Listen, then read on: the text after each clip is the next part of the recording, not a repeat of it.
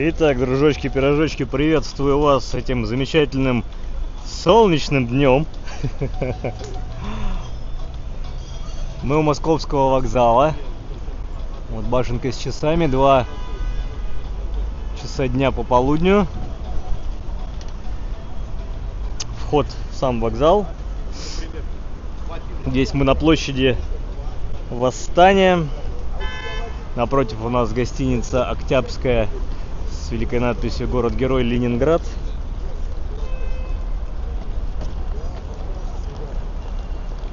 Сейчас проверю, что там у нас со стримами. Поехало, нет. Да, все, Рутюб поехал, отлично. Всем на Рутюбе привет, всем ВКонтакте привет, всем на Ютубе привет. Я Роман, вы на канале Откройте Питер, прогулки по Санкт-Петербургу. И, собственно, как в анонсике там было у меня и написано, что и в Телеграме я на неделе выкладывал короткий вырезка из интервью Ивана Урганта, там, своему этому товарищу школьному, где Ваня говорит: вот приезжаем мы в Петербург, и куда пойти. Собственно, все, что он там говорит, мы с вами сейчас попробуем изобразить, повторить. Не знаю, как это у нас получится. Куда идем? Мы с пятачком. Большой-большой секрет. А давайте я даже на самом деле включу. Чё нет-то? Когда да? Так, сейчас камеру переключаю. Надеюсь, здесь звук пойдет.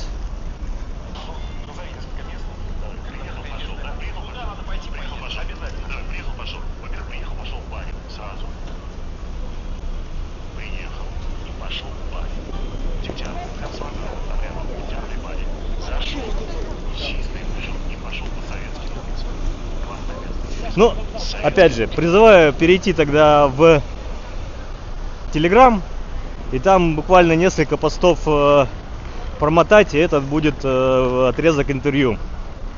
Там Ваня говорит, как, чего, куда. Навскидку, самое простое, то, что мы сегодня попробуем изобразить, это 14 километров. Это чуть больше 3 часов. Так что там запасайтесь печенюшками, печеньками, чаем, может чего покрепче, ну в смысле погорячее, и в путь. И в путь. Здесь мы сейчас на улице Гончарной. Вот вышли с вокзала, сразу повернули направо. Это у нас улица Гончарная, когда-то некогда планируемая Новый Невский. Но вот то здание, что впереди, оно, конечно, сломало все планы. Невский так и не спрямили.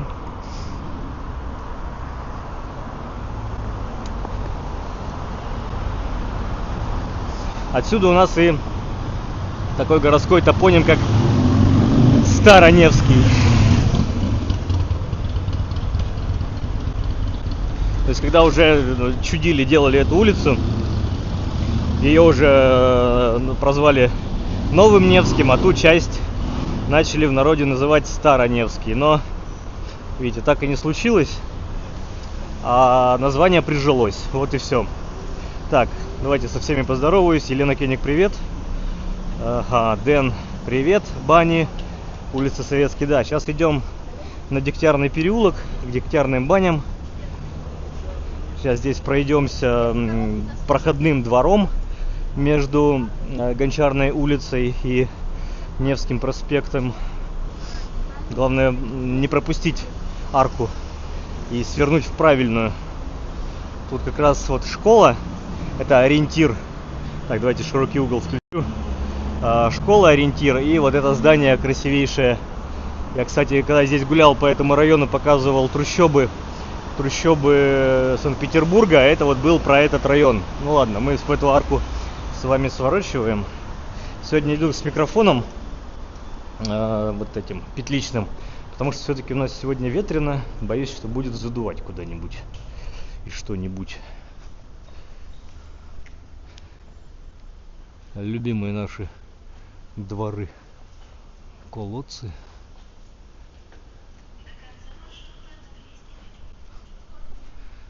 Очередная арка. Внутренние дома, которые стоят внутри двора, называются флигелями.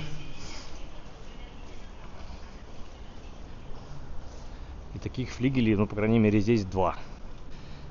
И, по сути, у нас 3 двора. 3 двора колодца здесь. Дядь Коля, да, привет. Так, Виктор Корчагин. Викторий, извиняюсь. Забавно выходит. Так, что, Роман, привет, приезжаем к вам на следующей неделе. Как у вас с погодой? Переменчиво. С погодой переменчиво. Вроде бы лето побеждает, но. Всем присутствующим отличного настроения. Дождя никто не отменял. Здоровья, Рамиза. Так, Дэн ник поменял. Так, погодка огонь. Нет, не менял. Короче, с погодкой очень такое. Лотерея. Как обычно. Берем куртку, берем зонт, берем сланцы, берем солнечные очки. Все должно быть с собой. Нет в Петербурге такого, что погода устоялась и там месяц жары. Не бывает такого. Это не средняя полоса, и уж тем более не Краснодарский край. Вышли на Невский. Сейчас мы идем в ту сторону, это в сторону Александра Невской лавры.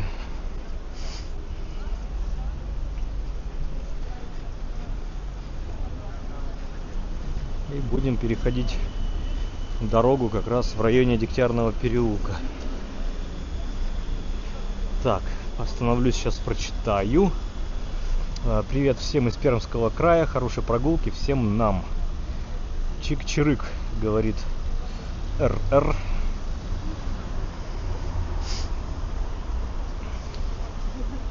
Напомню, 27 мая Санкт-Петербург отмечал свой день рождения. 322 годика мальчику исполнилось. Основные торжества были, по сути, вчера на Дворцовой площади. Там состоялся по случаю концерт классической музыки. Так и называлась «Классика на Дворцовой». 10:30, по-моему, а потом 11:30 это все дело переехало к Дворцовому мосту. И там уже, по-моему, классика у мостов. Ну или как-то так называлось, не суть. Не ездил, потому что как-то было пасмурно. И что-то какая-то, скажу вам сразу, неделя муторная была на работе. Отдыхалась дома.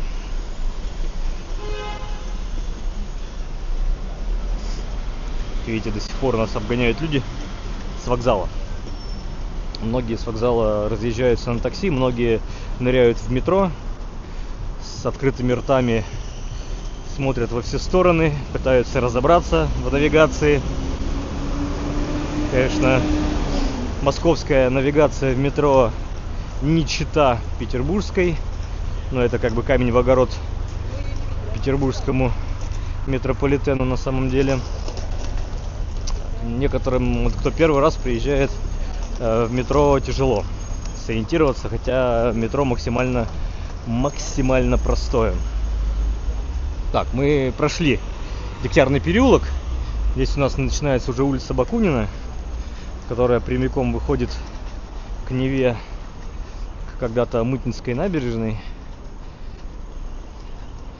Напомню, что Мытнинская не от слова мыть, а мытарствовать. А мытарствовать — это, опять же, не выпрашивать и клянчить денежку, попрошайничать, а налог собирать. Отсюда и Мытнинская набережная.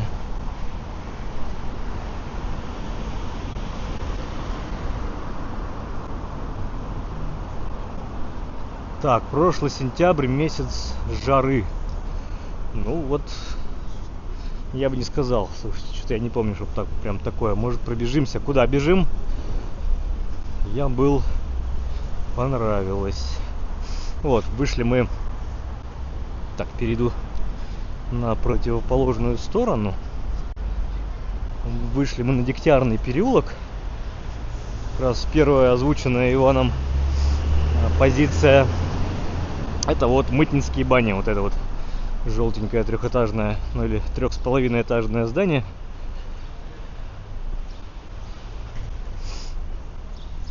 Общественные бани.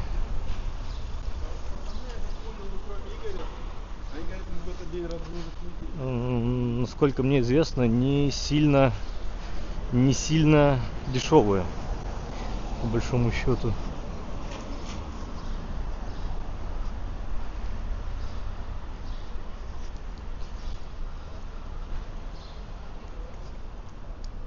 Здесь у них ресторан.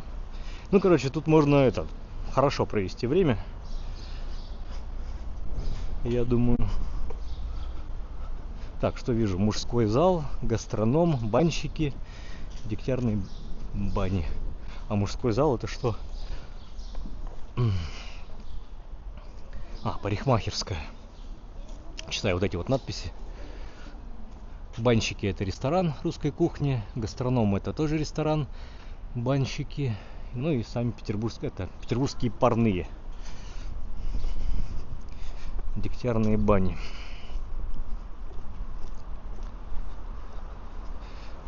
Друзья, не забываем ставить лайки. Буду напоминать каждый раз. Хоть все уже давно здесь, но порой всегда забываем. Ну и начинается у нас впереди, как Иван Ургант сказал, идем параллельно Суворовскому проспекту. По Суворовскому не пойдем. У меня, по-моему, по Суворовскому есть отдельное видео, где я прогуливаюсь. Идем параллельно Суворовскому проспекту. Он у нас левее. А вот пойдем сначала Дегтярному. И по Советским улицам. Исторический район Пески. Очень высокий. Как это правильно сказать? В общем, высоко мы находимся относительно реки. Конечно, смешно сказать, мы не в горах и не на пригорках, как в Москве. Здесь все-таки у нас как-то все равнинно. Но сюда вода никогда не поднималась. Ни в одном из наводнений, половодий вода сюда не поднималась. Но и здесь, если чуть копнуть туда-сюда, и уже сразу песочки начинаются. Отсюда и, я так понимаю, название района. Здесь недалеко проходила дорога из Великого Новгорода к здешним деревням. Там впереди у нас получается, что мыс, на котором стоит первое препятствие. Мыс, на котором стоит Смольный собор. Планировалось Смольный двор, короче, там был. Отсюда и Смольный собор. Так, там мы прошли вторую советскую. Сейчас мы с вами переходим третью советскую. Так, Александр пишет. Встретил дочь, пошел гулять. Удачи. Удачи, Александр. Надеюсь, у вас тоже хорошая погода.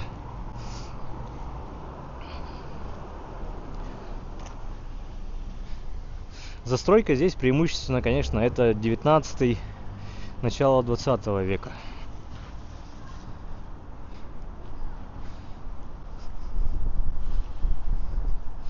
Впереди будет интересное, для меня, по крайней мере, интересное здание кирпичное по неотделанной стене, по открытому красному кирпичу. Можно, конечно, быстро догадаться, что это был далеко не жилой дом, это была некая фабрика.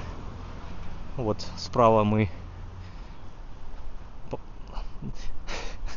справа по ходу нашего движения она и есть.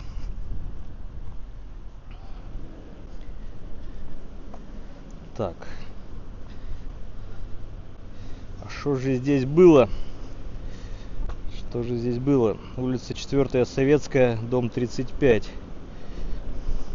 То ли с сигаретами что-то связанное, то ли такое не страшно крупное производство. Да, смотрите, табачная фабрика товарищества Сачи и Мангуби. 1870 год. Сейчас дорогу перейдем, я его со стороны покажу. Скажем так, издалека, чтобы было понятно. Всем привет из Челябинска. Так, ну, конечно, против солнца, но вот кирпичное здание на углу Дегтярного и 4-й Советской. Когда-то была табачная фабрика. Так, Гарри Сфер Форева Дмитрий призывает ко мне. Да, привет. Хороший район Пески, в каждый проезд гуляю здесь. Да. Не скажу, что он сильно зеленый, но, знаете, вот каждая советская улица, она по-своему озеленена. Какая-то есть вообще без зелени, там 2-я Советская. Она широкая, она такая магистральная. 3-я Советская, вот с кустами, 4-я с кустами, 5-я с деревьями, 6-я вообще там без ничего опять. Дай бог какие-нибудь во дворах зелень, может, будет. Ну, плюс здесь есть по правую руку сад. Так, привет из Нижнего Новгорода. У нас уже неделю около 30 градусов. Так хочется в прохладу Санкт-Петербурга. Да, а нам хочется... Ну, я в жару-то, конечно, не назову, но, блин, в Нижний я бы съездил. Конечно же. Да, вообще что-то как-то надо, может быть, в этом году до Нижнего добраться. Имеется в виду Новгорода. Смотрите, прямо среди жилой застройки храмы. Что-то с ним тоже есть интересное. Я забыл. Мне кто-то рассказывал, что в этом храме какая-то фреска, что ли, супер древняя. Не помню, к сожалению. Так, полоски доната вверху не будет. Я не смог с ней Калининград посмотреть. Просто отвлекает. Ну да, я отключил. Я внемлю голосу публики. Вот справа, там, видите, зелень небольшая проглядывает. Сейчас посмотрю, как правильно сад называется.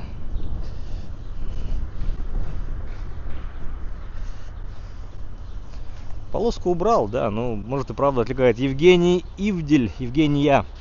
Спасибо большое за донат. Всем привет, Александру.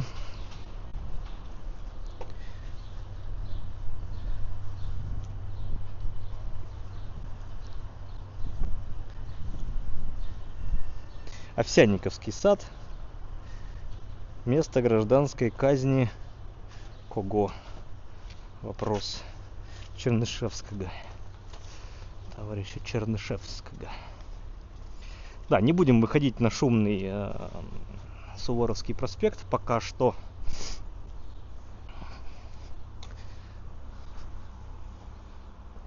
По Суворовскому прямой выход к Смольному собору, вообще к Смольному дворцу. Соответственно, там у нас административный центр, можно сказать, и Ленинградской области, и Санкт-Петербурга.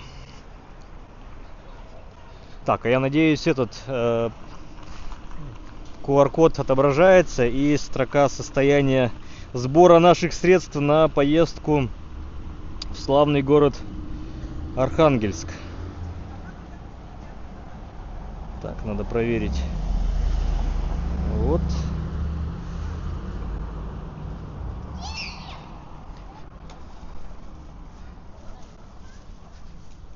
Да, прикольно. На Рутюбе. Гостиница Октябрьская. Так, тише. Ну да, вроде отображается, да? Надпись «Город-герой Ленинград». Ладно, все. Не кричи, друг.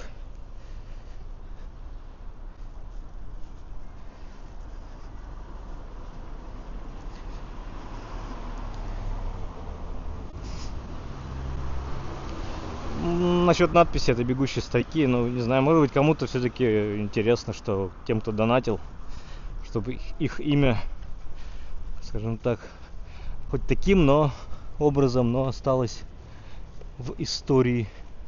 О, кстати, такое прикольно, что двор с одной стороны закрыт-прикрыт, а в этом доме есть вход. Я не помню, там то ли студия красоты, то ли чего-то.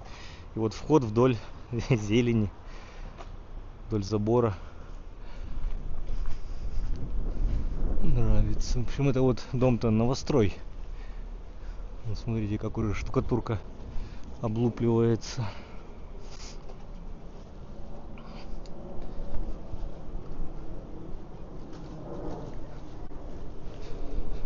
Good. Все, что надо, отображается, как бы по минимуму. Чат. Кому-то и чат не нравится на самом деле, но я считаю, что так как у нас стрим идет на несколько площадок одновременно, то вот на экран я могу выводить чат со всех сразу 3 площадок. Соответственно, вы можете между собой таким образом даже общаться. Спорить, предлагать, спрашивать.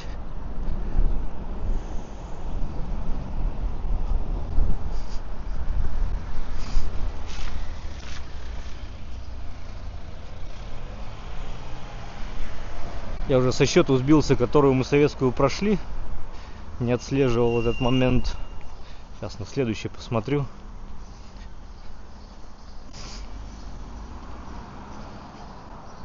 Как понимаете, если посмотрели тот коротенький видосик в Телеграме, то мы сейчас идем к музею имени Суворова, к Таврическому саду. Там, конечно, Иван говорит, что потом через Таврический садик там выходим на... Ой, забыл. Улицу. Ну, в общем, там так не пойдем. Пойдем немножко по-другому.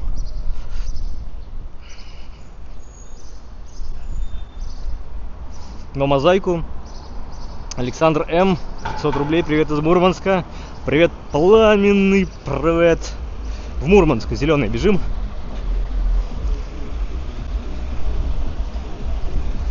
Блин, я так влево-вправо смотрю. Кстати, вот мы на 8-й Советской. Получается, там у нас виднеется вдалеке дом бассейнового общества.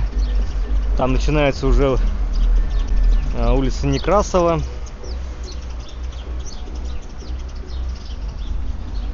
Да, значит, у нас впереди еще что? Остается какая-нибудь 9-я Советская.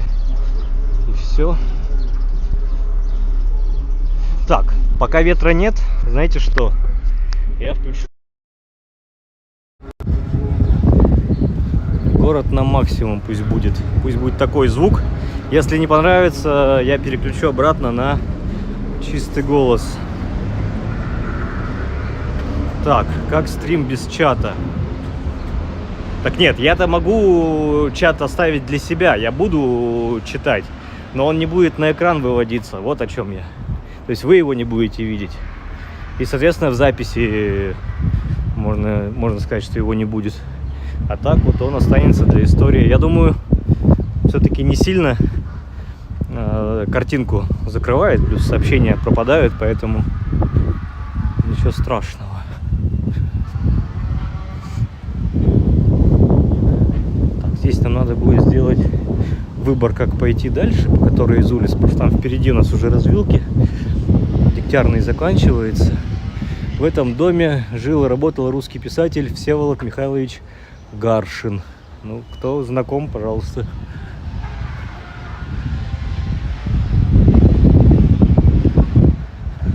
Я тут, гуляя в районе станции метро Обводный канал, наткнулся на дом, в котором жил Аркадий Северный, например. Там у его парадной тоже есть памятная табличка.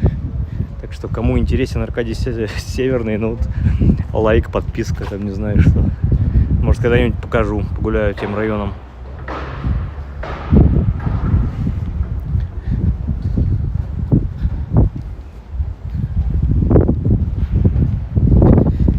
Так, сверим, что называется, карты.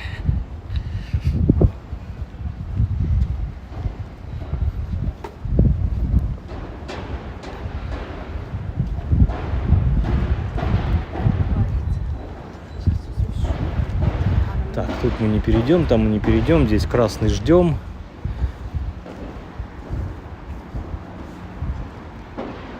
Не понимаю. Зеленый, бежим вообще сломя голову. Сразу на ту сторону. Потому что здесь, опачки, Клавдий Октавианович за прогулы. Вот это, конечно, царский подгон. Я прям не знаю. Сегодня будет не просто кофе, будет крепкий кофе, угоряченный, я думаю. Не знаю, конечно, где такой продадут, но это надо будет через КБшечку пройти, наверное. Так, я чат себе не подготовил. Сейчас баклажан-ресторан. Нормально. Не подготовил чат. Сейчас открою себе чатик, чтобы оперативно в него заглядывать, мониторить.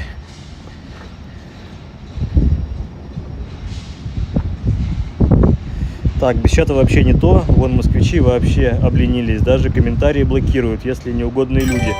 Так у нас комментарии блокирует Клавдий Октавианович. Передал за проезд, спасибо. Я вам скажу больше. У нас и в Петербурге есть люди, кто блокирует зрителей за неугодные комментарии. Да даже за какие-нибудь вопросы. Просто человек спрашивает, интересуется, а его сразу в бан. Наверное, вы знаете, о ком я говорю. Так что, передавайте им привет. Пламенный, пусть вас заблокируют, и вы останетесь только со мной. Ха-ха-ха, план-капкан. Вот. Здесь справа у нас какая-то мегастройка.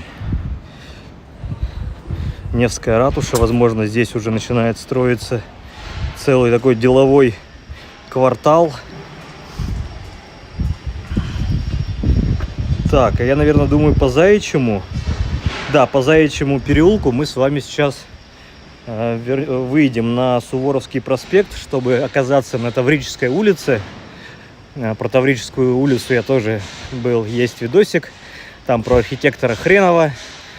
В смысле, не хреновый, а откройте Мосгаз, 200 рублей. Дешевый газ нынче, ладно. Без обид. Пытаюсь шутить, не всегда уместно. Архитектор Хренов. Фамилия такая. Не его качественно-количественная оценка, а фамилия у него такая, вот, как Козлов, только Хренов. Вот. Очень востребованный архитектор, творивший в стиле арт-нуво. Как кто-нибудь сказал, но у нас это все называют просто северный модерн. Северный модерн. Там и у нас Дегтярный переулок еще правее заворачивает, и нам туда уже не надо. Мы идем к музею Суворова смотреть на мозаику, как через Альпы переходили. По большому счету, вот это все, что мы с вами видим сейчас, классический второй этаж отделен. Здесь кирпич, но, как правило, это какими-нибудь крупными породами камня отделывалась. Сверху штукатурка. Могла быть плитка, майолика или еще что-нибудь. Конечно же, это эркера. На крышах могли быть щипцы, как здесь. Опять же, здесь странно, здесь симметрично достаточно сделан дом, но для северного модерна характерно несимметризм. И, кстати, вот он здесь прослеживается, этот балкон, два эркера, и справа нет повторения. И это не ошибка какая-то, а это признаки стиля того архитектурного.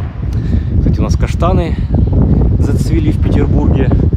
В прошлой неделе был стрим из Калининграда, кому интересно, кто не видел, там я 5 часов по основным достопримечательностям выбраживаю. Я все там удивлялся, каштаны. А на тот момент каштаны цвели в Калининграде уже 3 недели. Мне сказали, как в начале мая зацвели, так все они вот и цветут. Но цветут по причине, что и в Калининграде не совсем-то уж и жарко по их обычным меркам. Вот.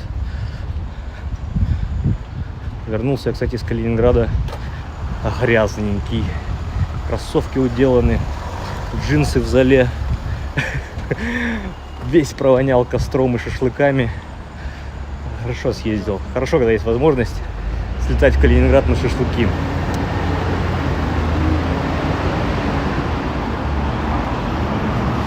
Так и вот, и в Калининграде тоже зацвели каштаны. Вот эти свечки, гроздья каштановые. Очень классно, красиво. Тетя у нас, конечно же, никого не пропускает. Ведь у нее Range Rover, ей можно. Вышли обратно, не обратно, а в целом на Суворовский проспект. Ждем сейчас разрешающего сигнала светофора, и нам вот в этот на поворотик сигнуть. Как раз улица Таврическая. Приближу вас немножко, чтобы, возможно, разглядели. Ну да, кто из крайнего левого поворачивает направо? Что за отвратительный человек?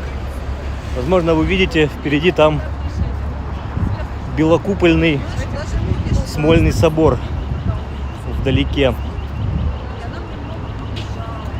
Видите, здесь все рядышком. На Смольный собор, на колокольню можно подняться. Там смотровая организована с аудиогидом. В прошлом году стоило рублей 400, по-моему. Как в этом году будет, не знаю. Перейду на ту сторону, дабы лучше видеть домики архитектора Хренова. Так, и включу широкий угол для вас, чтобы больше, как говорил Волк, чтобы лучше видеть. Красная шапочка. А микрофон, чтобы лучше слышать. Вот, ветер, конечно, поднимается. Если будут признаки хрипения, задувания в микрофон, напишите сразу, я микрофон другой включу с ветрозащитой. Есть вот признаки, что квартиры продаются. И представляете, здесь квартира пол этажа. Вот весь 4-й этаж, это все окна в общем, заклеены. И с этим прекрасным эркером. Конечно, эркер не такой прекрасный, как на 2-м этаже. На 2-м этаже есть балкончики, а на 4-м без балкончиков. Но вот можно, друзья, кто желает прямо в центре, в тихом историческом районе пожить, пожалуйста, вот номер телефона. Не реклама, просто констатация факта. Но громаднейшая квартира, громаднейшая. Тут наверняка еще во двор есть окна, то есть комнаты, скорее всего. Так, Лис Лисовский, у нас в Кировском районе сильный дождь пошел, а у вас солнце. Так, Лис, ты меня пугаешь, у меня по прогнозу дождя не было, я без зонта, я не хотеть дождя. Так и вот, про квартиры. Квартиры барские, громадные. То есть эти окна, которые сюда выходят, это были комнаты господские. А могли быть комнаты еще во двор выходящие. Кухня во двор выходила, кладовая какая-нибудь во двор выходила, там помещения для прислуги, они выходили тоже во двор. А между господскими комнатами были анфилады. Ну и узкий коридорчик между одной частью и другой квартиры. Тоже шикарный дом. Попадался рильсик, тут человек купил квартиру и вот тут показывал, как он заходит в нее. Тоже архитектор Хренов. Здесь буквально каждый дом — это рука одного автора.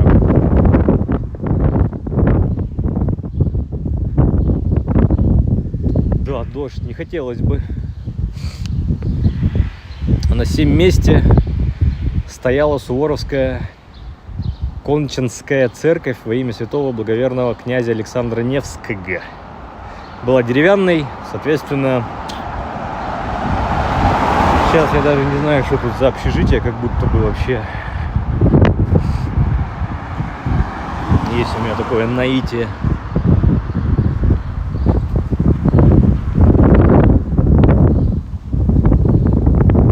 Замечаем, что очень много знаков платной парковки. У нас весь центр, и Петроградка, и Васильевский остров.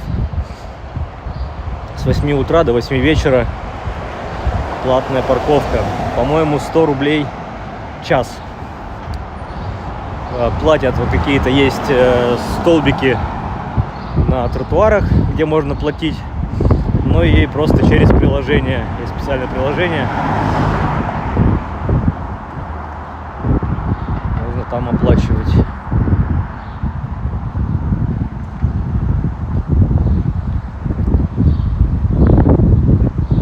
Чат ленивый тут. Ну, Рудольф, задавай тон, показывай пример. Больше здесь люди смотреть, наверное, приходят.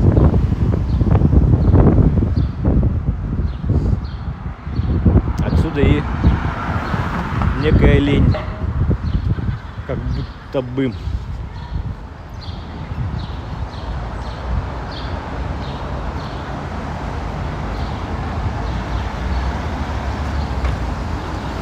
Долго ли, коротко ли, но мы как раз вышли с вами, уже вот зеленеет этот Таврический сад. Но это значит, что слева вот за забором у нас уже наш музей. Искомый наш улица Кирочная, музей А.В. Суворова, государственный мемориальный музей. Так, тут что про него пишут? Место, где можно погрузиться в историю и узнать о подвигах легендарного полководца. В музее представлены разнообразные экспонаты, такие как портреты, картины, документы, личные вещи, макеты, униформа и многое другое. Кроме того, в музее проводятся экскурсии для всех возрастов, а также мастер-классы и интерактивные квесты для детей. Вот, друзья. Ну и про что там Иван Ургант говорил, есть ли мозаика. Больше это, конечно, близко не подойти, тут не понять, мозаика это или нет. Ну-ка приближу. Ну, скорее всего, панно, да, переход Суворова через Альпы в 1799 году. И с другой стороны, по-моему, тоже есть мозаика.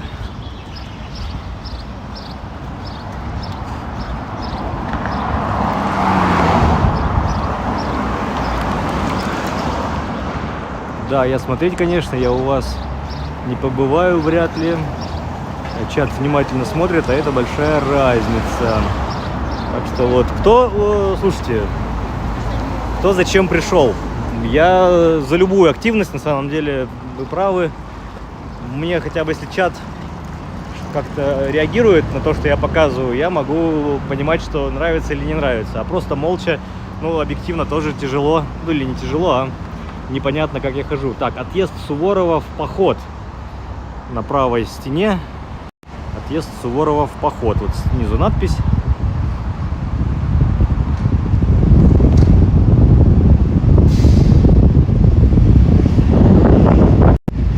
По большому счету, это все, что мы с вами можем здесь снаружи увидеть. Так, куда движемся дальше? Сейчас я придумаю. Так, здесь перейдем тогда, пока машин нет. Хотелось бы и через Таврический, но пройти.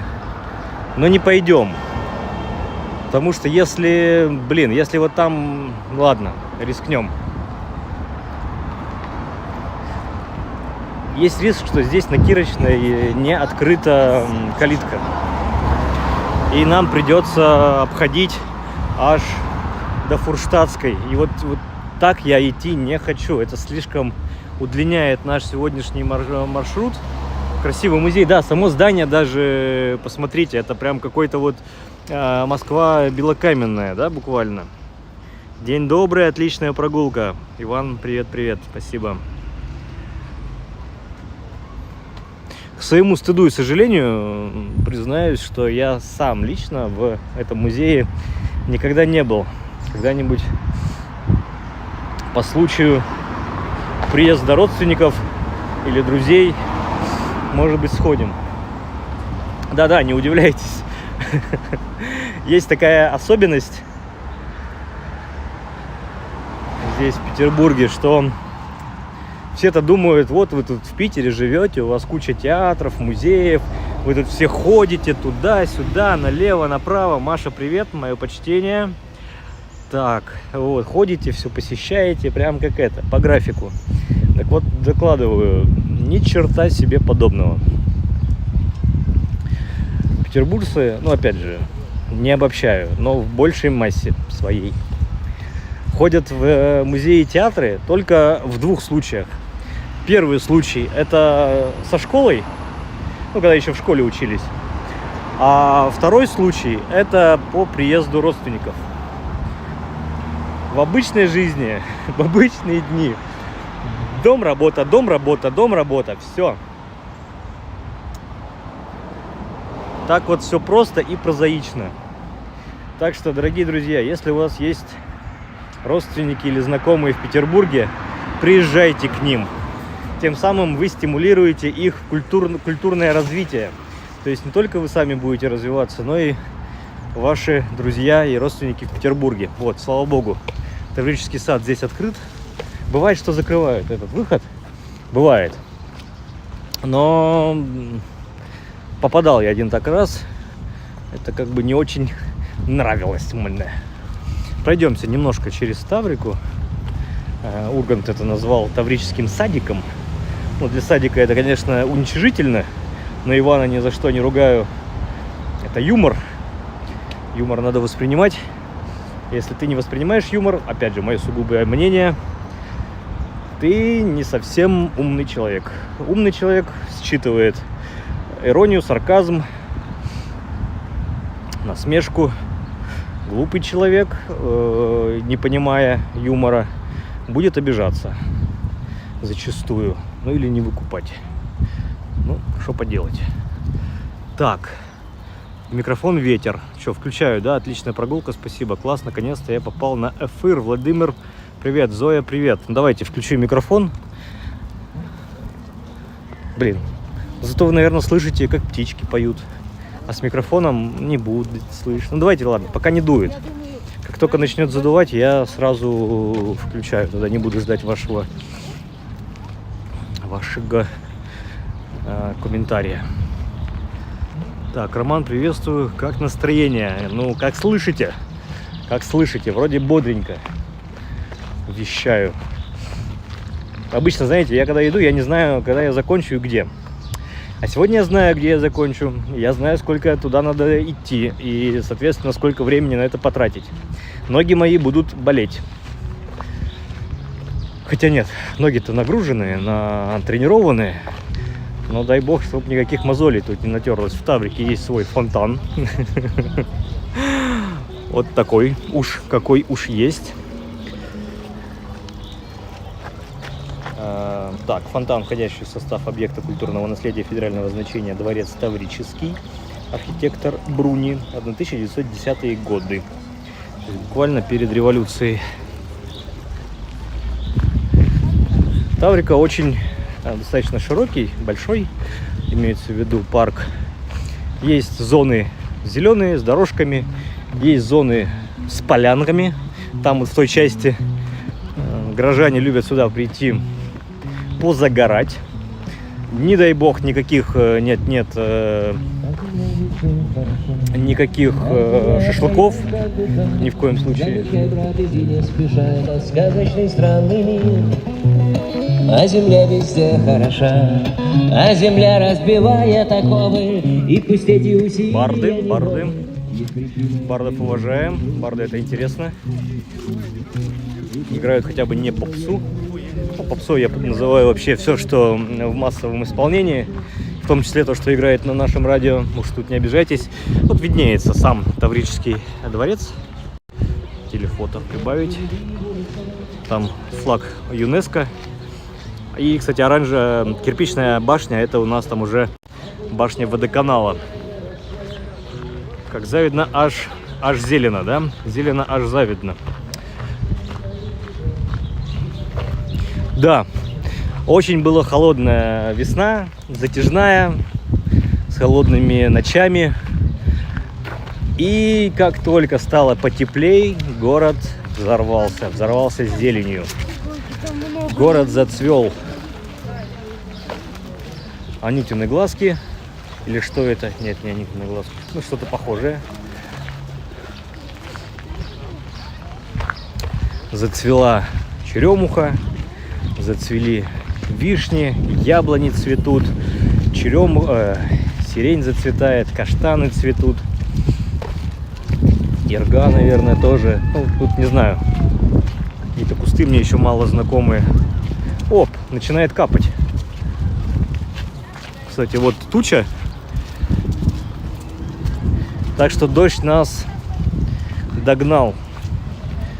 Пойдем, под дождем не пойдем, зонта у меня нет.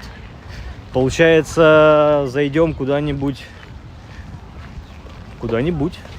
Придется зайти и пережидать. Но весь вопрос, насколько долго этот дождь будет у нас идти. Бляха-муха. Я уж как бы тут по-другому сказать-то не могу. Погода в доме важнее всего. Смотрим прогноз.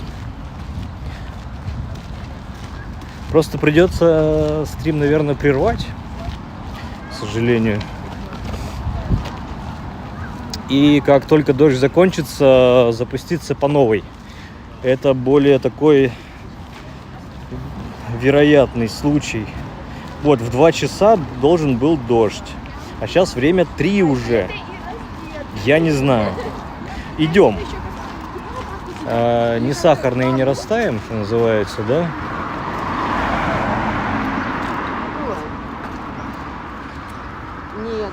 А там давайте нажмем что-нибудь. Может, перейдем тогда быстрее. Хоть? Нажали. Ой. Да, слушайте. Я побежал довольный, думая, что никакого дождя уже не будет. А нет.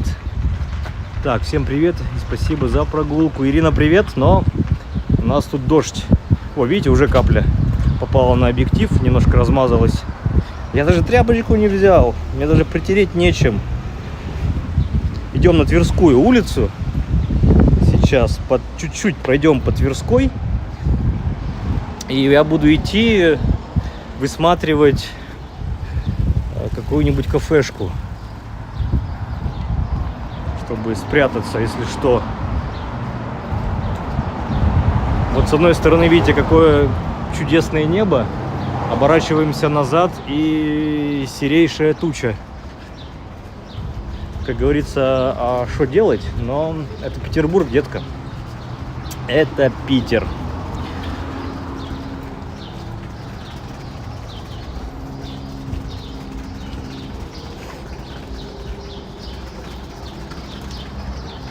Чуть-чуть пройдем по Тверской. Здесь уж точно, но опять же, Тверская в Петербурге. Не путаем, не сбиваемся с толку. В Москве Тверская имеет одно значение, в плане вот масштаба. Здесь Тверская гораздо меньше. Ну и, конечно же, здесь на Тверскую туристы уж точно не захаживают.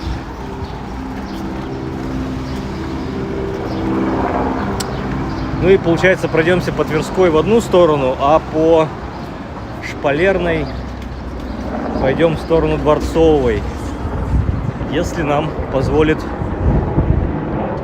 погода. Так, у нас 5-10 минут был дождь. Ну окей, Лиз, спасибо. Это хорошо. Это значит, здесь недолго, если и будет.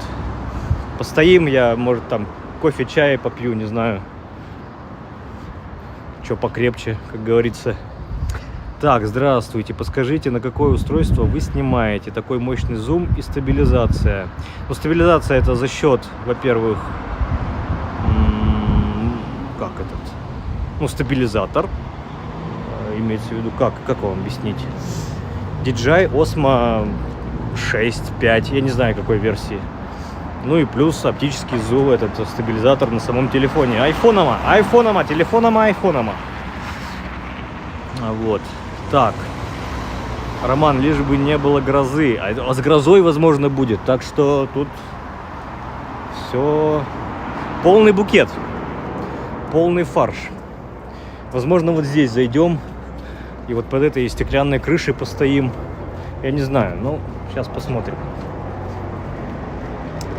Так, подвисает дневная прогулка по маршруту от Данилы Багрова будет. Возможно, по местам съемок фильма «Брата» первого, легендарного. Возможно.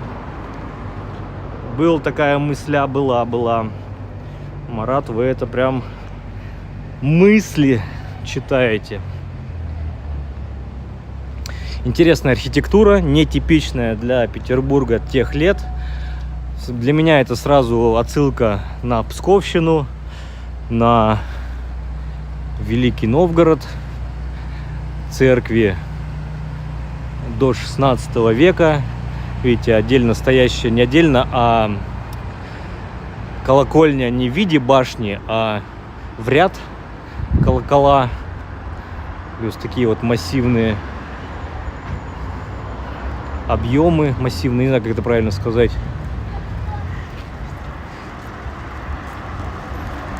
Там колонны. Наверняка, если это лестницы, то будут громадные ступени для великанов, как будто бы. Ну, я имею в виду по высоте, то есть не комфортный для нас подъем ноги, ну, при зашагивании, а раза в 2, наверное, больше. Так, райончик для жизни хорош, согласен. Почему-то у кого-то есть ХР, но у большинства нет. Что такое ХР? Благодарю за ответ. Привет из Караганды, Андрей. Как там Караганда? Да. А ты откуда? Оттуда. Откуда? Оттуда. С Караганды. Обычно, знаете, еще и Бобруйск вот такой, типа, вот. Обидно быть посланным в Бобруйск, хотя Белоруссия, Бобруйск, ничего личного. Родственникам привет. И нашим, и вашим. Впереди там уже зеленеет сад Смольного дворца. Доходить, не доходить. Доходить, не доходить. Наверное, нет. Давайте здесь постоим. Я выйду на... Сейчас на вот эта улица Кавалергардская с таким интересным звучным названием. Вот видите, Кавалергардская.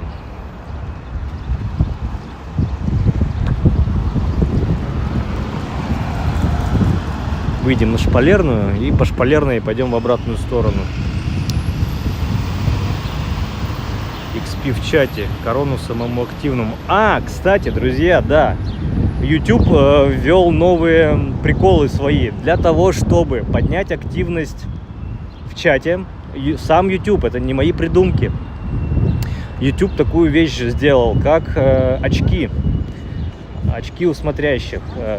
Ну, смотрящих в смысле не по району, а те, кто смотрят живые трансляции. За вашу любую активность. Это сообщения в чате. Это лайки, подписки, рекомендации, платные сообщения. И все, вам начисляются очки, и вы этими очками меряетесь. Ровно как мужики в бане письками. Но шутка. Мужики в бане письками не меряются. Меряются кошельками. Вот. Кто богаче, кто круче. Соответственно, мне сейчас, ну, как бы, так как я стрим веду, я непосредственно сам YouTube не вижу. Наверное, вам видно, кто на YouTube в чате сидит. Эта штукалянция видна. И про эти XP, опять же, XP-то это Experience Point какой-нибудь. ХП, ну, в общем, очки жизни. Всем привет, крокодил, привет. У нас необычно раннее жаркое лето. Это в Караганде. Приезжайте в гости, накормим вкуснейшим шашлыком. Из баранины, надеюсь. Так, Кавалергардов век недолог, но командир уже в седле. Да. Не помню, на каком-то из стримов из недавних, когда я как раз шел. Это было между сакурами. Когда только сакуры у нас зацвели. Здесь наша Полярная улица. Я интересный факт рассказывал. В принципе, сейчас повторюсь. Наверняка есть люди новенькие. А если вы новенькие, то подписываемся, ставим лайк, там какие-нибудь пальцы вверх, не знаю, в топ, ракета и вот это все. Что там на каждой площадке? На ВКонтакте сердечки, на Рутюбе палец вверх и ракета в топ, так называемая.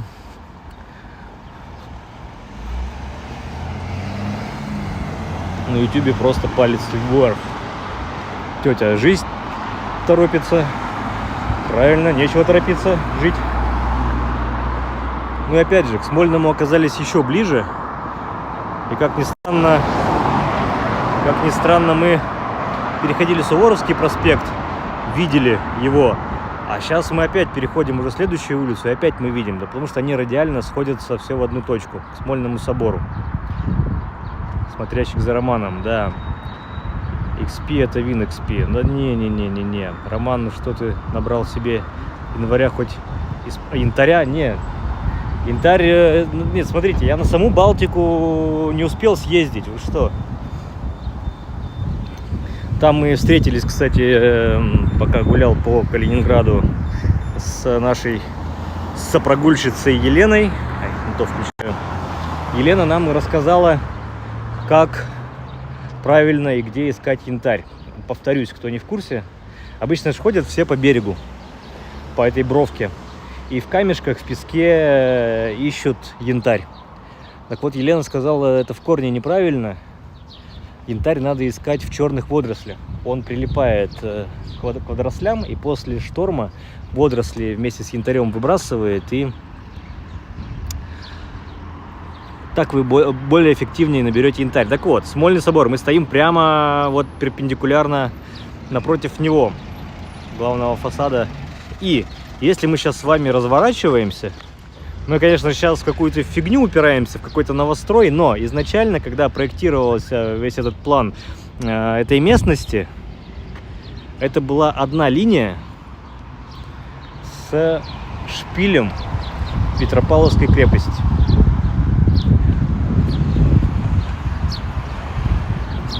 Такой вот интересный факт. Конечно, любой факт требует факт-чекинга, но если есть сейчас возможность открыть хотя бы Яндекс.Карты, то проведите там прямую линию, там есть линейка, такой инструмент. Так, это что у нас тут? Кто у нас тут? Феликс Эксмунтович, нет? Феликс, здравствуйте.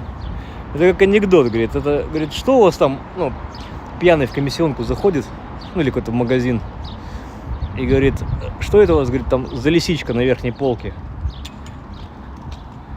Ему продавец говорит, это не лисичка, это бюст Феликса Эксмунтовича Дзержинского. Он говорит, о, ничего себе, дайте 2.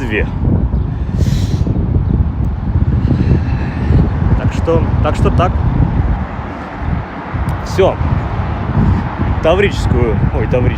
Тверскую прошли. Так, заглядываю в чат. Смольный хороший, не поленитесь подняться на колокольню. Поднимитесь на колокольню, да.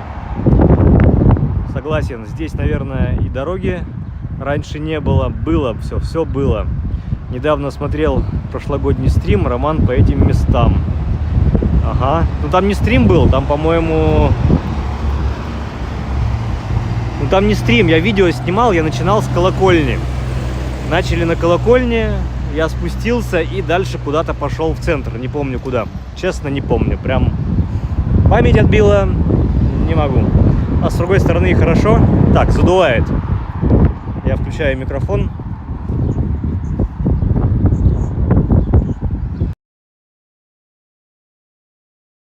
Включаю микрофон. Вот, и идем так. Так и вот, хорошо, с короткой памятью. Каждый раз как первый раз.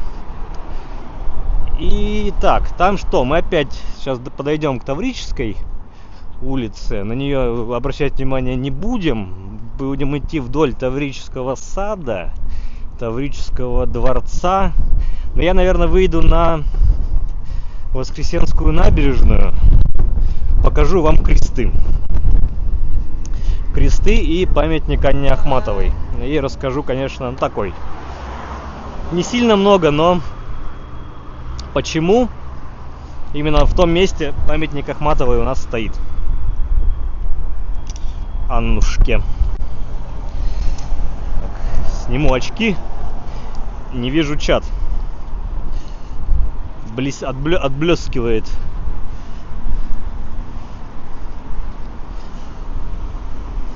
Так. Роман Ада, точно. У вас тоже все роют, постоянно трубы лежат какие-то. У нас, смотрите, как рассказываю, по-моему, уже тоже говорил, но повторюсь. Прошлый год у нас был под знаменами реставрации фасадов. У нас Невский проспект был весь в лесах. То есть все дома практически были в лесах и реставрировали, чистили, красили, восстанавливали лепнины, перекрашивали стены, мыли от грязи и копоти. Вот такая была активность прошлый год. В этом же году водоканал, музей водоканала с детками вперед. В этом же году у нас что-то решили переложить трубы. Вообще, я больше вам скажу, у нас Невский проспект перекроют на 2 месяца. Будут покрытие дорожное менять. Сейчас уже тротуары, там что-то, плитку перекладывают, заодно линии связи переделывают.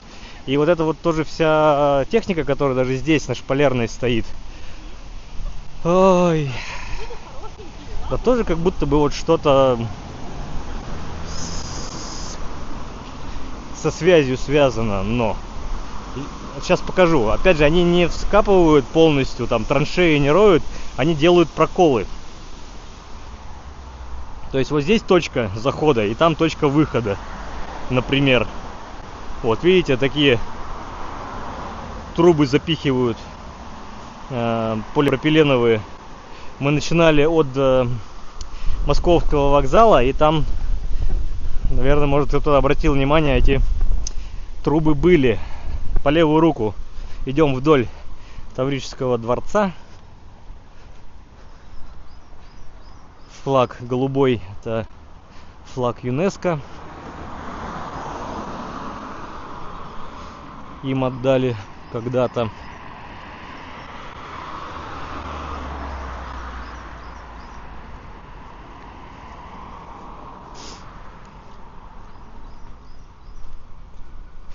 Бабушка Ивана Урганта на Белорусском вокзале. Марат. Ну, во-первых, в Петербурге нет Белорусского вокзала. Возможно, вы с Витебским путаете. Потом у Ивана Урганта было 2 бабушки. Там они все с разными фамилиями. Мамы, бабушки. Мужья разные у всех там были. Опа. Объект культурного наследия регионального значения. Сад с оградой. Не знаете, как назвать? Назовите как есть. Сад с оградой, пожалуйста. Опять же, получается у нас ограда историчная. Да. Ну и вот эта башня, я уже про нее говорил, это у нас музей «Мир воды» Санкт-Петербурга. От водоканала. Соответственно, по моему мнению, это больше как-нибудь на детей ориентировано. Соответственно, если с детками вы, то сходите. Конечно, чем старше ребенок, тем ему менее интересно все это дело будет. Кабеля меняют, наверное. Да, вот я говорю, что-то со связью связано. Больше мне вот кажется. Не вода. Не вода.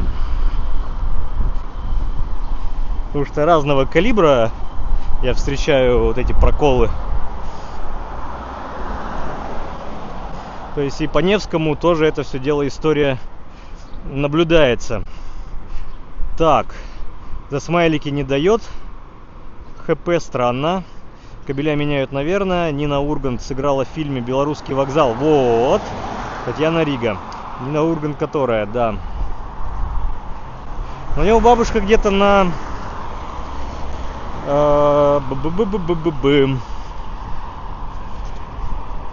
Сейчас я пытаюсь вспомнить название проспекта. Римского-Корсакова, где-то там. У Николы Морского. Что мне помнится такая история, где-то она там еще жила. А та бабуля, которая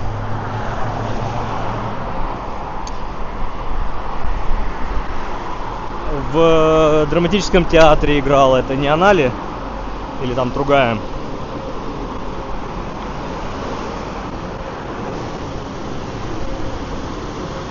Марат имеет фильм, да, я понял.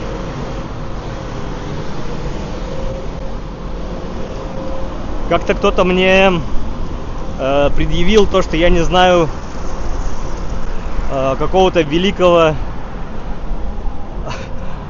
рижского или там какого-то актера из стран Балтии, но как-то извините. Мы тут и своих-то не очень хорошо знаем.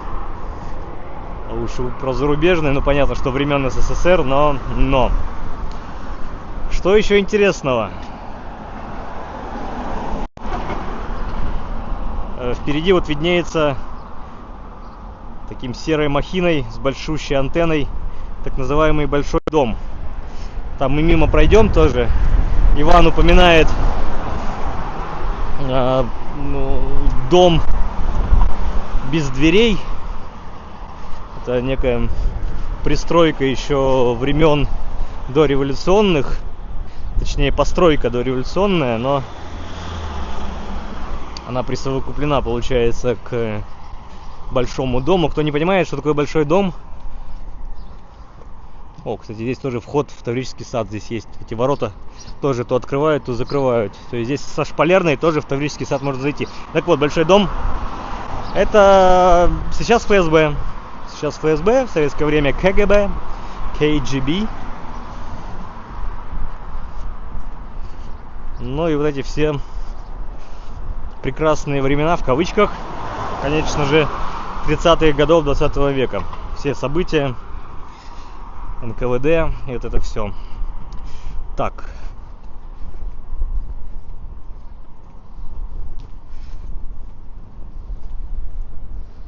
Бабушка Ивана была в свое время гораздо популярнее внука.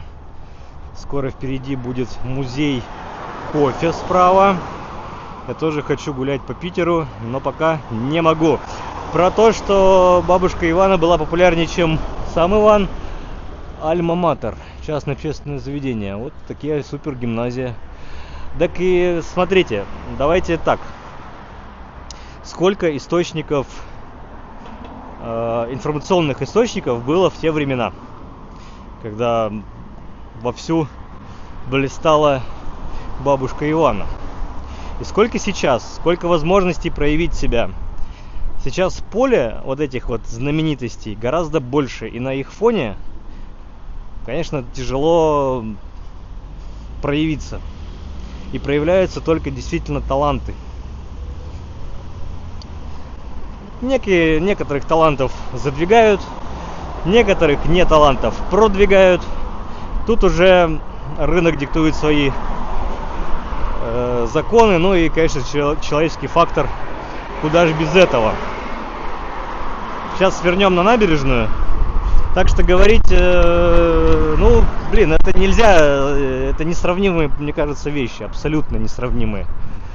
Нельзя так делать. Выходим на набережную, и как раз вот там за рекой, сейчас приближу, подойдем ближе, и приближим кресты. Уже говорил, кресты у нас теперь в частном владении. Но я говорю про вот эти исторические кресты здесь на набережной Невы, а не те, которые в Колпино.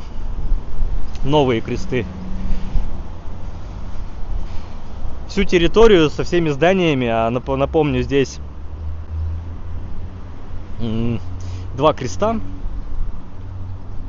Таким образом построены, флигеля, тогда скажу, что они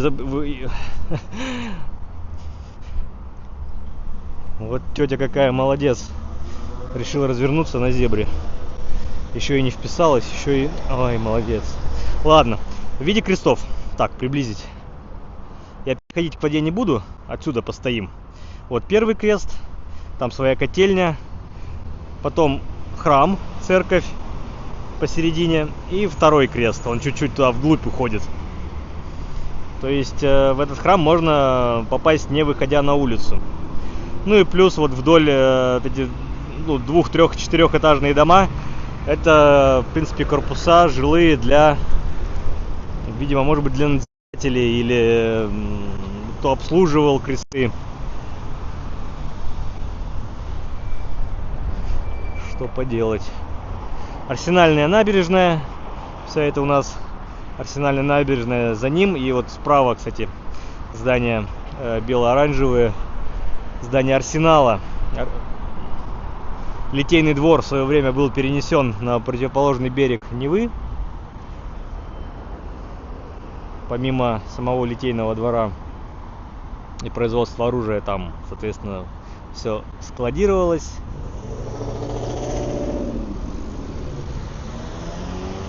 Интересный Lexus, праворульный Lexus. Очень интересно. Lexus, машина, которая делалась на Америку, но была сделана с правым рулем по-японски. Интересный поворот. Так, здесь у нас ничего, кнопки нету, стоим, ждем. На набережную выходить не хочу, потому что хочу подойти к памятнику Анне Ахматовой. Не тут, чуть дальше. Про табличку, если вы говорите. Читайте, новый хозяин крестов собирается делать зону отдыха со всеми вытекающими. Ну, плохо, когда все вытекает. Плохо. Купила за 1,5 миллиарда рублей строительная компания КВС под культурное пространство. Ну, там, по-моему, когда продавалось... и самый прикол, смотрите. Кресты и желтое здание справа от него. Детская больница. Окна больницы выходят на кресты прямо. Тут вопросики. Как деткам там сиделось.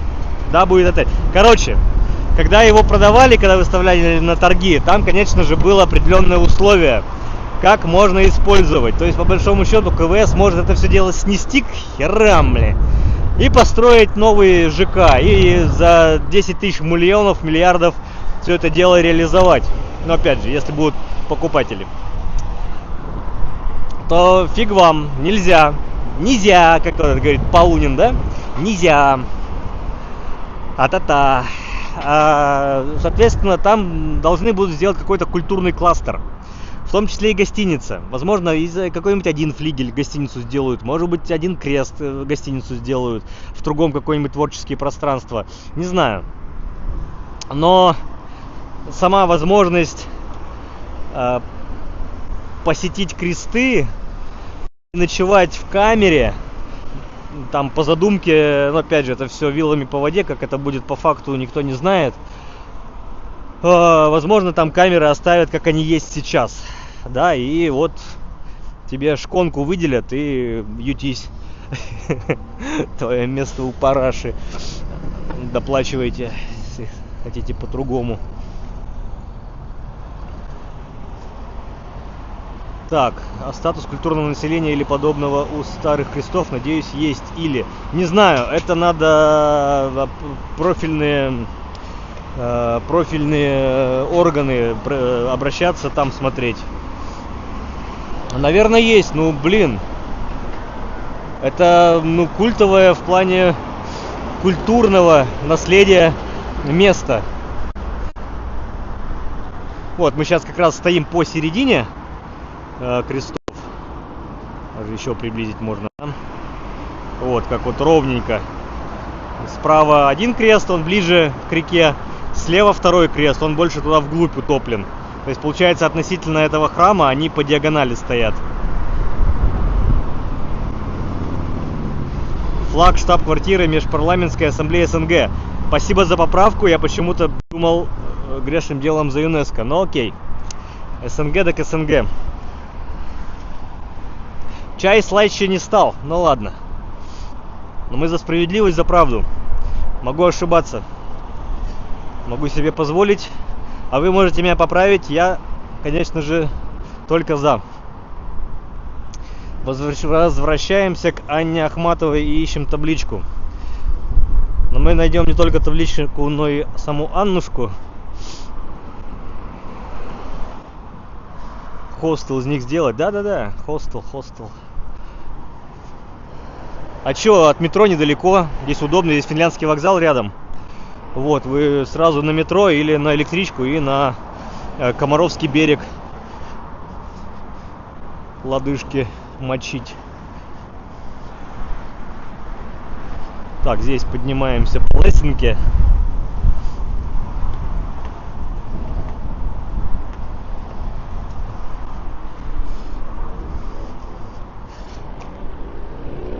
Анна Ахматова неразрывно связана с другой поэтической фамилией Гумилев. Был ее мужем.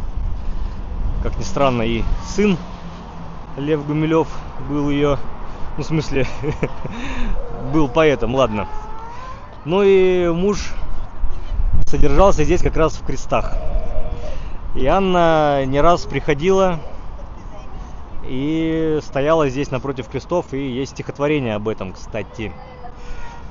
А на самих крестах, там здесь, где справа, короче, с левой стороны, там есть бюро пропусков, и там тоже на нем памятная табличка. Чё ревет? Чё ревет? Так. И я молюсь не о себе одной, а обо всех, кто там стоял со мной.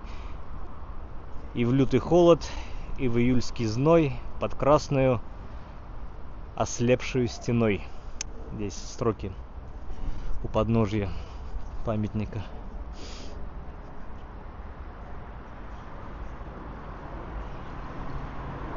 У нас дождь был с утра, да, лужи с утра стоят. Но походу вот тучу принесло. Вот ее туда влево утянуло. И повторно мы все-таки под дождь не попадем. Надеюсь. Итак, сейчас топим, покуда можем, по Шпалерной до Литейного.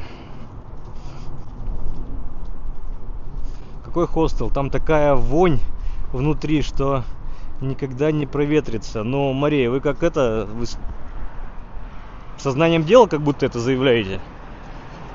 Имели опыт? Поделитесь. Приходила к сыну. Опа, так, зарядка. Зарядка. В смысле, не я делаю зарядку, а телефон надо зарядить. Успел. Это я забыл. У нас как раз час. Через час пора уже включать дополнительное питание.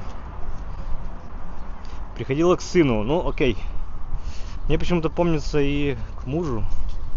Я не помню, кто в каком году был расстрелян. Не, да, ко Льву. Ко Льву приходила, да.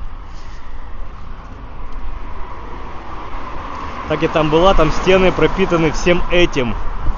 Ну да, место намоленное, что называется, да. Ну, в противоположном смысле, но я не знаю, что буду делать. Вот честно, в каком это объеме будет. Сколько на это времени уйдет. Средств и денег. Это же надо все монетизировать, это все надо, все вложения вернуть каким-то образом. Догадок множество, как я и говорю. Что будет на самом деле, что КВС хотят сделать, перепродадут ли они потом еще кому-то, разделят, не знаю, все может быть. Условия сделки мы не знаем. Так, кто пытается... кстати, друзья, у меня к вам вопрос. Может быть, вы в курсе? Сейчас, пока зеленый я перебегаю. Мы здесь на Чернышевского. Уже на проспекте Чернышевского. Там у нас метро. Друзья, кто смотрел стримы прогульщиков по Москве, наверное, замечали, они геометку еще выводят в нижней части экрана. И вот кто знает, как они это делают. Я что-то погуглил, я что-то не нашел. Так. У нас в области после войны в шикарном замке Тапиау сделали тюрьму. И вот пару лет назад сидельцев убрали, замок реставрируют. Получается просто фантастика. Елена, я был в этом Тапиау. И, честно сказать, мне этот музей, ну, на прошлый, 2 года назад, как было, очень сильно не понравилось. Масштаба не хватило. Мы вот думали, что там прямо охи-ахи, а по факту нас провели буквально по чуть-чуть. Там, не знаю, 15% всей площади показали, к сожалению. Уже давно никого нет, а запах пота, дыма, сигарет стоит до сих пор. Ради академического интересу глянул, что есть из домов в Москве на продажу. Земли там, конечно, не считай, нет. 1 сотка, в основном цены максимум нашел. Тут я в нулях путаюсь. Есть и подешевле, почти дешево. Да, у некоторых широта и долгота выводится. Я думаю, это телефон через GPS. Там не широта, долгота, там прямо выводится название улицы, по которой они идут. И это все в живом эфире. И наверняка там, не сидит кто-то и дописывает. Я в шоке буду, если это так, что стример идет, а кто-то дома, второй человек, сидит и... понятно, что там через специальные плагины это все дело выводит. Руками забивая название улицы. Я все-таки думаю, это как-то автоматически. Вот. И я не нашел техническое средство, каким образом это можно все дело провернуть. Так, Лев Гусиная скончался в 92-м, никто его не расстреливал. Лев Гумилев. Так это сын. А отец? Отца-то никто там не расстреливал. Роман реставрируют. С каждым годом становится интереснее, работы не прекращаются. Слава богу. По крайней мере, я уже забыл. 3 или 2 года назад я был. Туда ездили на экскурсию. Мы, кстати, заезжали где-то там неподалеку. Психиатрическая больница немецкая, в которой потом военная часть стояла. Вот там все заброшено и разрушается. Но интересно было внутри поползать. Там еще встретили местного пацаненка. Он там по соточке с каждого берет и такие мини-экскурсии там проводит. Типа там-то то-то было, там-то сё-то было у немцев, рассказывает. Невеликие рассказы, но что, пацана не поддержать, по соточке выделить.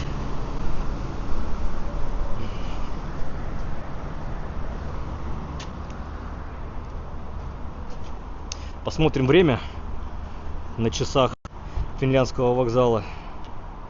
Так, это у нас получается сколько? 15, где-то 25, 24. Ага, окей, идемте дальше.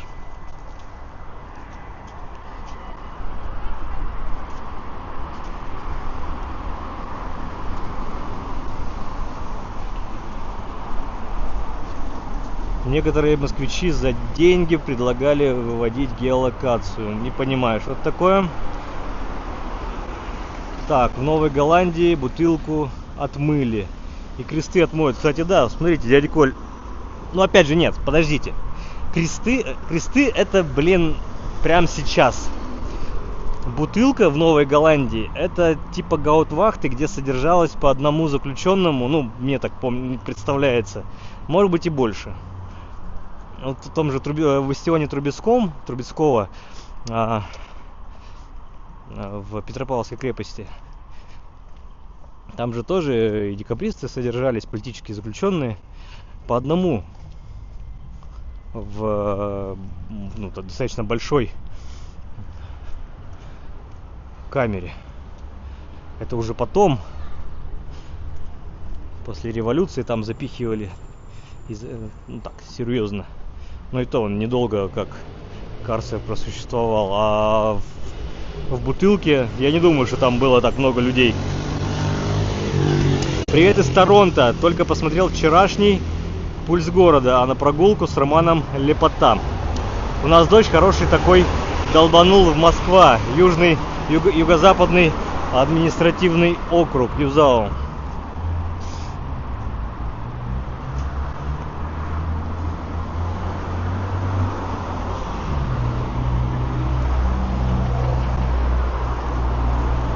Сейчас мы направляемся к Марсову полю через Миллионную на Дворцовую. Не знаю, пока пойдем через Дворцовую площадь или Дворцовую набережную. Пока не знаю. Наверное, может быть, через набережную пойдем.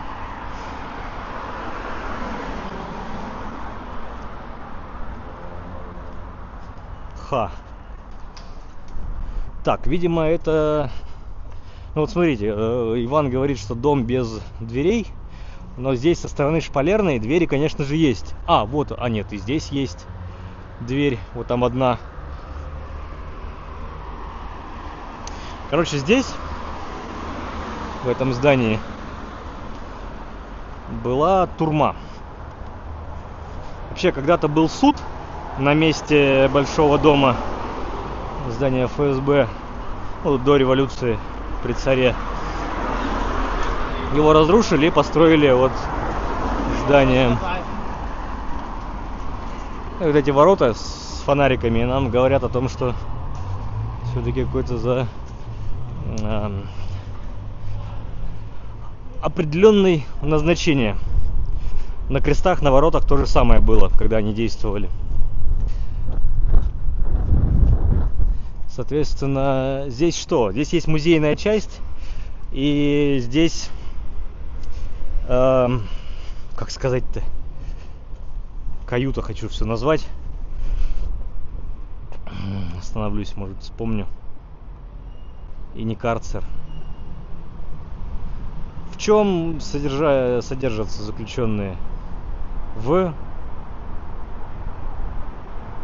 Господи, ладно, читаю. Роман, нет ли желания зайти во двор или парадную? Сейчас во дворах, наверное, красиво. Здесь на Шпалерной пока нет, но мы дальше зайдем. Всем привет, Саша Пугачева, привет. Николая Гумилева, мужа Ахматовой, еще в революцию расстреляли. Он был поэт, а сын Лев историк, ученый. Все, спасибо, Сергей. Здравствуйте, Роман. Вы гуляете в других городах области? Бывает. Всех с последним днем мая, кстати, да, в камере. Спасибо, Саша, точно, в камере, да. Так и вот, здесь есть камера, в которой сидел Ленин. И в советские годы из нее сделан был музей. И, как мне докладывали знающие люди, она сохранена до сих пор. Ничего из нее не сделали, не переделали. Еще одна из легенд. Видите, вот эти вот вентиляционные решетки. Раз, два на каждом этаже, ну не на каждом, и вот там еще на этаже их 3. И есть такая легенда. Парадоксально, но вот эти решетки выходят на Шпалерную улицу. Сейчас выйдем на Литейный. Еще на Литейном посмотрим.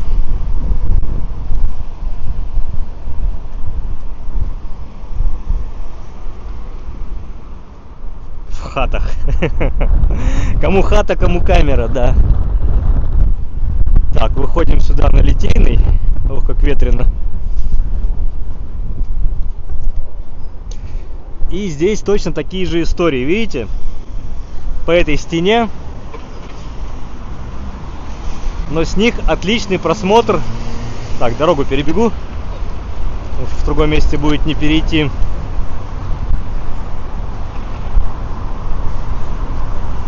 С них отличный просмотр на Литейный мост. Здесь уже мост через Неву, Литейный мост.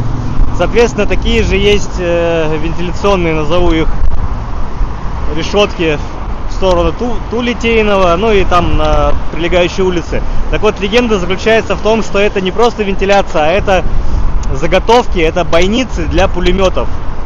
То есть, если что, Большой дом будет отстреливаться, и у него будет иметься возможность простреливать все подходы, все подъезды к Литейному 4.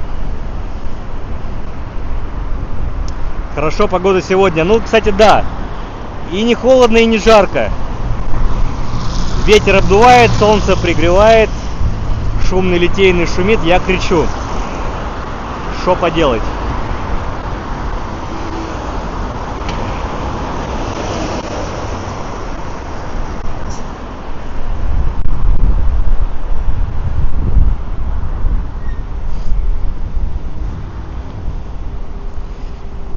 Литейный проспект назван в честь литейного двора. Здесь при Петре было пушечное производство. Ну, в общем, лили. Стали литейный завод здесь был. Калинин здесь работал.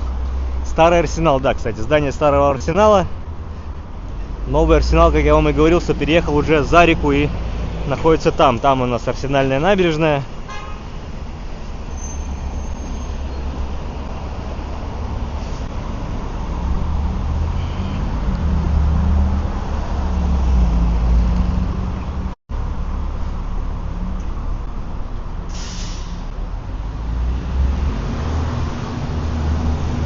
Елена Кёник, сколько XP у тебя, блин? Мне даже интересно, что это за... о чем вы говорите. Я еще сам в глаза этого не видел.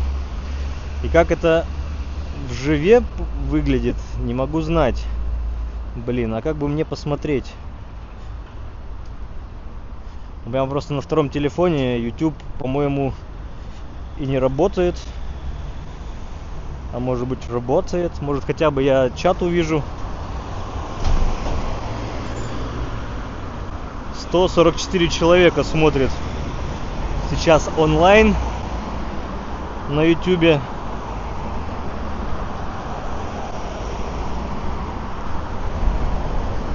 Продолжается улица Шпалерная.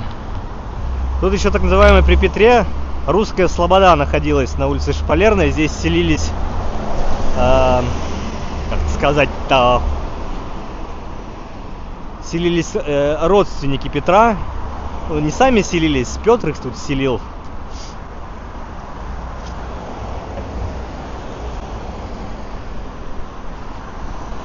Знаете, Игорь, отвечая на ваш вопрос, гуляю ли я в других городах области. Ну вот видите, я вокруг Питера и там Стрельно. Кому-то не нравится, что я говорю в конце и начинаю склонять. Куда еще поблизости ездили? Можно съездить в Пушкин, по Пушкину погулять. Но вот так сильно далеко, не знаю. Города-спутники, Мурино, Кудрово было. Можно съездить куда-нибудь? Так, точно, весна закончилась. Так, Рудольф. Любой зритель может нажать на любой такой значок. И увидите список самых активных, баллы тоже. Данкишон, битешон, как говорится. Ну вот я тут вижу, что у Елены Кёник, у нее корона и циферка 1 стоит.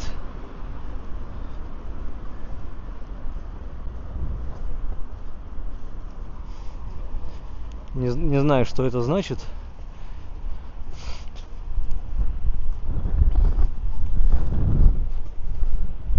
Так, знаете, что я тут перейду на солнечную сторону, погреюсь. Что-то мне в тени прохладно стало. Ветер обдувает. Ну и красивейшие дома. Мне вот нравится такой вот под кирпичик. Вот это вот первый этаж такой из грубого камня.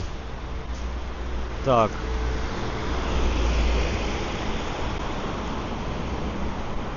Ромов, Сосновый Бор. Я в Сосновом Бору был. Да, не с видео, но вообще был. И зачем? Что мне там, атомную станцию снимать? Не знаю. Или, подождите, Сосновый Бор. Лисий нос. Я что-то путать начинаю, да? Нет? Ну, Сосновый Бор, наверное, на лисьем носу. Не, Лисий нос вообще в другом месте. Все перепутал? Нет. Сосновый Бор — это где Ленинградская атомная станция. Я там был. Я представляю, что это за городок. Я представляю, сколько до туда ехать. Модест Петрович Мусорский. В этом доме с 1872 по 1875 жил и работал выдающийся русский композитор. Интересно. Автор стрима тоже может нажать на значок и увидеть самых-самых. Я, видите, во время стрима не могу. Если бы я был перед компьютером, я бы, наверное, так мог сделать. А с телефона нет. И смотрите-ка, тут второй этаж продается. Друзья, бегом покупать. Отличная квартира, весь второй этаж. КБшечка под вами. Удобно, я считаю. Метро рядом, опять же. Люди на Порше паркуются. Тоже хорошо.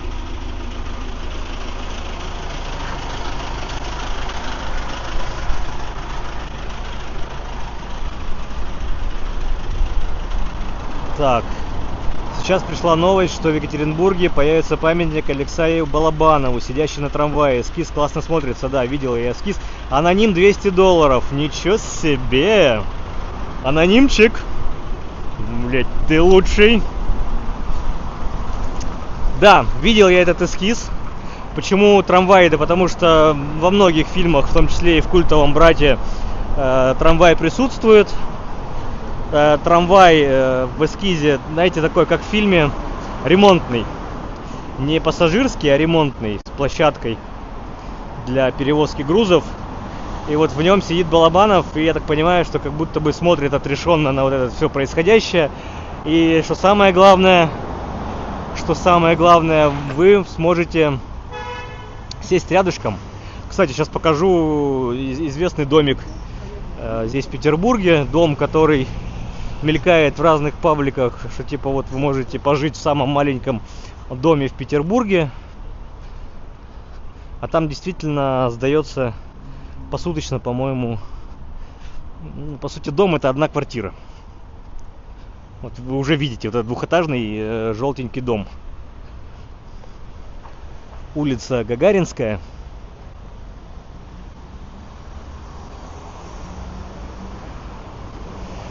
Сейчас выйду напротив него и подсниму. В целом, наверное, у этого бусика можно и остановиться. Вот, ну, наверняка вы это видели в пабликах про Петербург. Рудольф Хабсбург, это, видимо, от тебя. 20 этих вечно зеленых. Альма-мастер Владимира Владимировича. Альма-матер, извиняюсь. Так, все мне больше не начисляет. Мисс Монако мне еще накинули. Сколько пишу? 75. Стоит на месте. Мисс Монако, а вы лайк прожали? Классный бусик. Рижский раф, да. Рафик. Раньше таких эти рафики... причем даже это рижский именно рафик. У меня в детстве был моделька такая. Очень похожая. Так вот, про домик, про этот. Здесь на Гагаринской улице, скорее всего, это Гагаринская 7 дом. Здесь сдается в аренду. Вот второй этаж — это жилые помещения, а на первом, скорее всего, там всего одна комната. А на первом этаже просто, как сказать, просто ты маленького роста. Просто. Все, у меня слов нет. Я пошел дальше. Рекламу делаю тут кому-то, непонятно кому. Ладно. Ну, прикол, сам прикол. Вот дом, вписанный между вот такими махинами. Тут-то понятно, что этажи надстраивались. С каждой тут итерацией. Но вот ему, благо, ничего не досталось. И кто-то вот выкупил и теперь посуточно сдает в аренду. И вы можете в этом месте замечательном, рядом с летним садом, соляным городком, улица Маховая дальше уходит. Ну или не дальше, или следующая там Маховая будет, не суть. Раз уж летний сад здесь рядом, Фонтанка рядом, Марсово поле рядом, соответственно, канал Грибоедова, все рядом, все в шаговой доступности.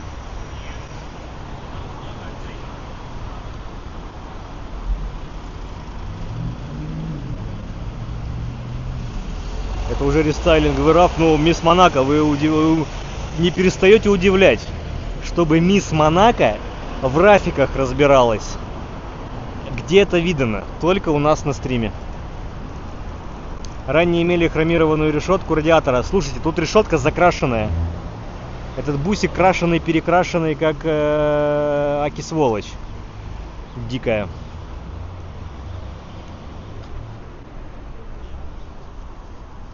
Выходим на улицу Чайковского.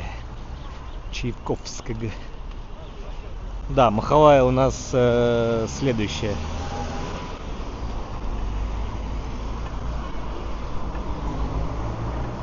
Ну и вот впереди зелень, это летний сад. Вопрос ребром. Идти через летний сад или нет? Направо мы в мозаичный дворик, но сегодня не пойдем. Вопрос ребром. Летний сад, фонтаны. Я могу бегом насквозь пройти. Можем пройти мимо. Голосуйте, пишите. Мимо или фонтаны. Давайте так и пишем. Мимо. Идем смотреть фонтаны. Фонтаны пишем в чат. Кто больше, тот так и пойдем.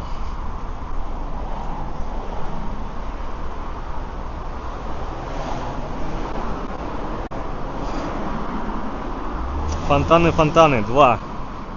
Фонтаны.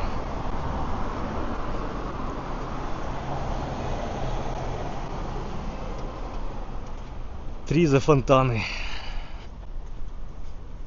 4 за фонтаны. 5.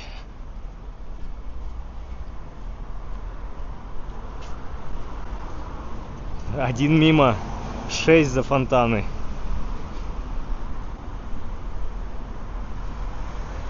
Я за сад. Ну, надо было за фонтаны, но ладно, за сад. 7. 7-1. У нас в чате демократия, власть народа. Фонтаны. 9-1. 10-1. Мимо. 11-2. Татьяна, я стримлю через Streamlabs сегодня. Да и зачастую Streamlabs. Кто-то через призму, но мне что-то призма почему-то не зашла. Не помню почему.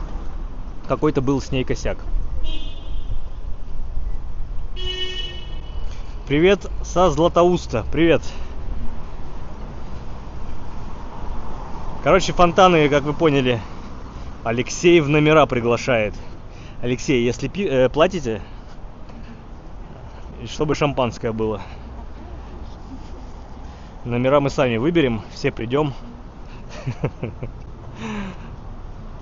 Так, здесь что? Фонтанка. Фонтанная река, когда-то безымянный ерик. Ну и через него что летний сад. Домик Петра, ну или дворец Петра. Инженерный замок, но мы сейчас вот на него выйдем. Сейчас пойдем через вход со стороны набережной. Зайдем. И по центральной части через комплекс фонтанов пробежим насквозь.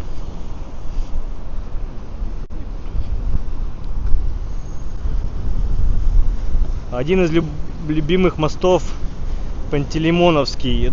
Да, хороший, но мы вот не на него идем. Мы идем на Прачечный мост. Ветер, холодно, запахиваюсь.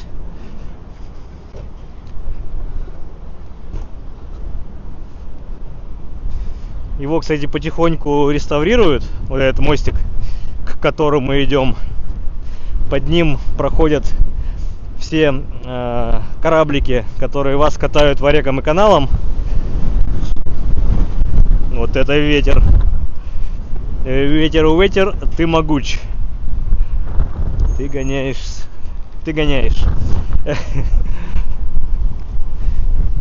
Ямщик, не гони. Да ты гонишь, ямщик. Так, Рустам, привет, я тоже из Златоуста. Опачки, нашли два счастья. Рядом двор с мозаикой справа. Да, Ирина, вот через ту арку, как раз открытая дверцу, можно зайти, дворик с мозаикой. Я в него заходил уже раза 2 на стримах, поэтому сегодня я решил это дело пропустить. Опа, смотрите, там что-то кто-то кого-то поймал. Там ГИМС говорит, прижмитесь вправо. Так, тети тут сумки забыли. Зафотографировались.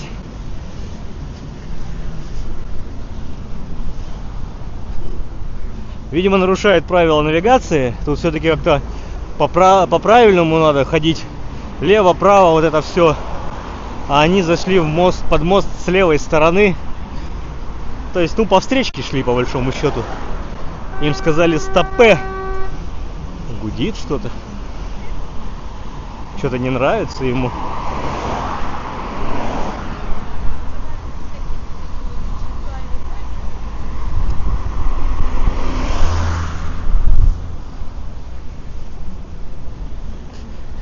Казалось бы, да, залетай, я тут первый аноним, привет из Череповца.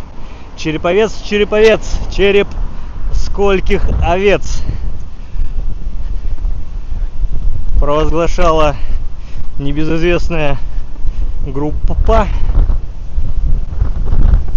Надо срочно с ветра уходить, я не хочу заболеть сегодня. Так, переключу камеру, чтобы поближе было. Пока здесь идем не мимо домов.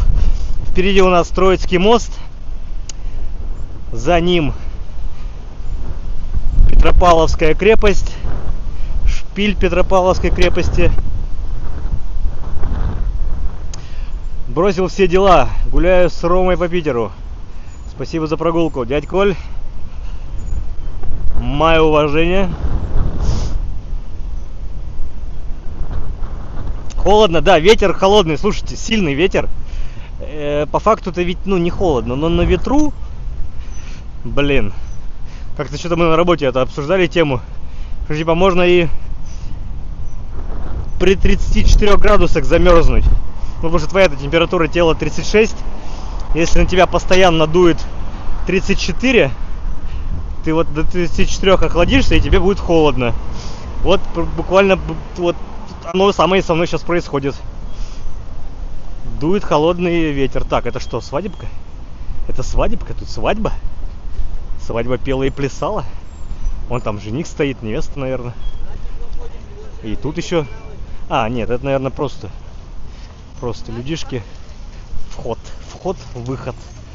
Хоть и турникеты, но не бойтесь. Это просто для учета посетителей, чтобы сколько зашло, столько бы и вышло. Чтобы никто тут на ночь у нас не задержался.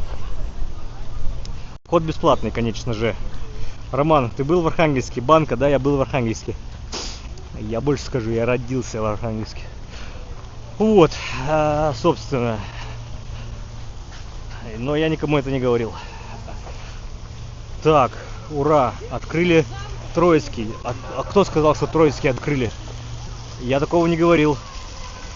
Вот и все. Собственно, сейчас ничего, не растекаемся по древу. Не сворачиваем ни налево, не идем к дворцу Петра, не идем в регулярную часть сада. Идем по центральной аллее.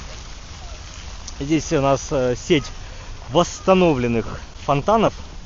Должны понимать, открою глаза, что, во-первых, все вот эти бюсты, памятники, это новодел. Это копии. Оригиналы хранятся в запасниках.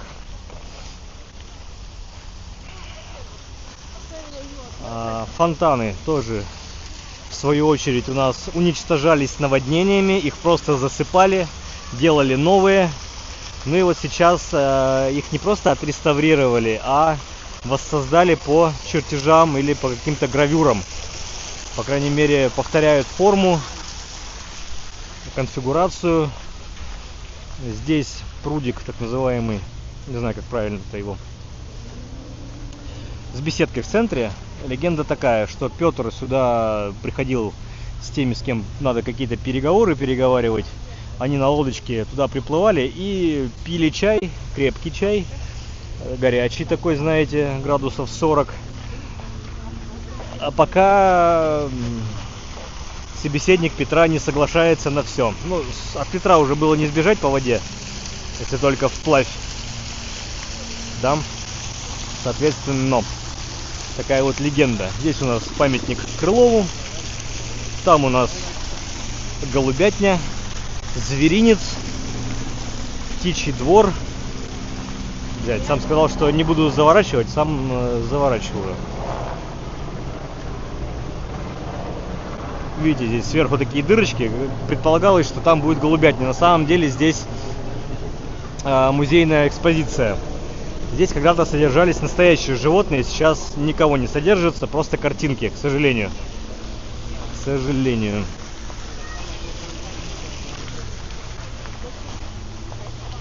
Иду быстро, потому что нам еще впереди предстоит многое пройти.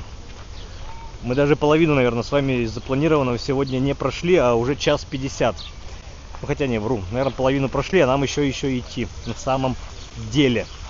Опять тут влюбленные, их фотографируют, снимают. Мы можем им помочь. Давайте поможем. У нас как бы, конечно, не убили бы. Вот. Ой, а можно я? Вот. Все фотографируются, все фотографы, блогеры. Хоп-хоп-хоп. Банка у меня на Так, давайте, Маша, не на Соломболе, а в Соломболе. Живут дальние родственники. Район Соломбола, в Соломболе. Не на Соломболе, как это? На районе. Так, во время Вьетнамской войны был интересный случай. Наши ребята, что поработали на установке ПРО, и когда стало жарко и внутри вышли на улицу проветриться, простудились. Загадка, как сказать, почему это случилось. На улице было плюс 30. Извиняйте дядьку. В смысле дядьку? Маша, ты дядька или дякую? Так. Справа там есть регулярная часть, такая клумба красивая. Не проехать, не пройти, не пробежать. Все фигуры — это аллегорические изображения каких-то эмоций, покровителей искусств. Есть, конечно же, и реальные. Короче, как отличить мужчину от женщины? Сиську видите? Не видите. Здесь. Сиську видите? Видите, ее даже тут уже наполировали. Значит, женщина. Все просто. В искусстве все просто. Есть титька — женщина. Нет титьки — мужчина. Вы даже вот обратите внимание, вот это все античные изображения, или там около античные, там, Ренессанс и Возрождение. Ну вот здесь вот. Видите, торчит титько. А тут почти писько. Ну это ладно, это я как бы шутки шутками, но футки футками. Огород здесь есть. Аптекарский. Так, ладно, подсказывать не буду. Разберутся. Все, фонтаны пробежали бегом. Ой, что еще сказать про летний сад? Извиняйте, дядь. Так, да, там все просто. И внутри, ага, видим. Когда-то, не так давно, летний сад подстригли. Подстригли прям вот. Тут ветки были, света белого не видно было. Тут ходил в летнем саду в тени постоянно. И решили проредили прямо, вот как видите, хорошо, светло, уютно. Новые шпалерины поставили, как бы все эти заборчики, все вот как бы все хорошо стало.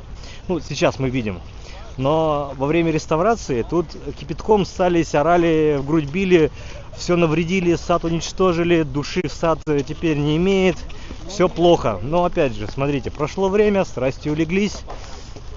Парк обновлен, потому что, это же могло привести к захерению сада. Освежать надо было. И все, и уже никто не бастует, не кричит. И все вроде как так и было. Да? Так что всегда найдутся ханжи, нравоучители. Вот эти вот: я знаю, как лучше, я знаю, как держать ложку. Вот. Нет. Сколько людей, столько мнений, но надо все-таки как-то стратегически мыслить. Иногда это у наших властей получается, иногда нет. Но что поделать? Но в части летнего сада я, в принципе, согласен, что было сделано не зря. Люди одеты по-питерски, кто-то в куртках, кто-то в шортах, абсолютно в сапоги. Ну вот в куртехах с пакетами. Я думаю, это, слушайте, это бабульки, какие-нибудь приезжие, которые вышли рано утром, когда еще было прохладно. А это опять уже никуда не денешь. И вот это на себе носишь, а так как бабульки, а им все равно прохладно, им нормально. Молодежь, видите, по свободней. Хотя вот девчонки сейчас справа вырулили, они куртки в руках несут.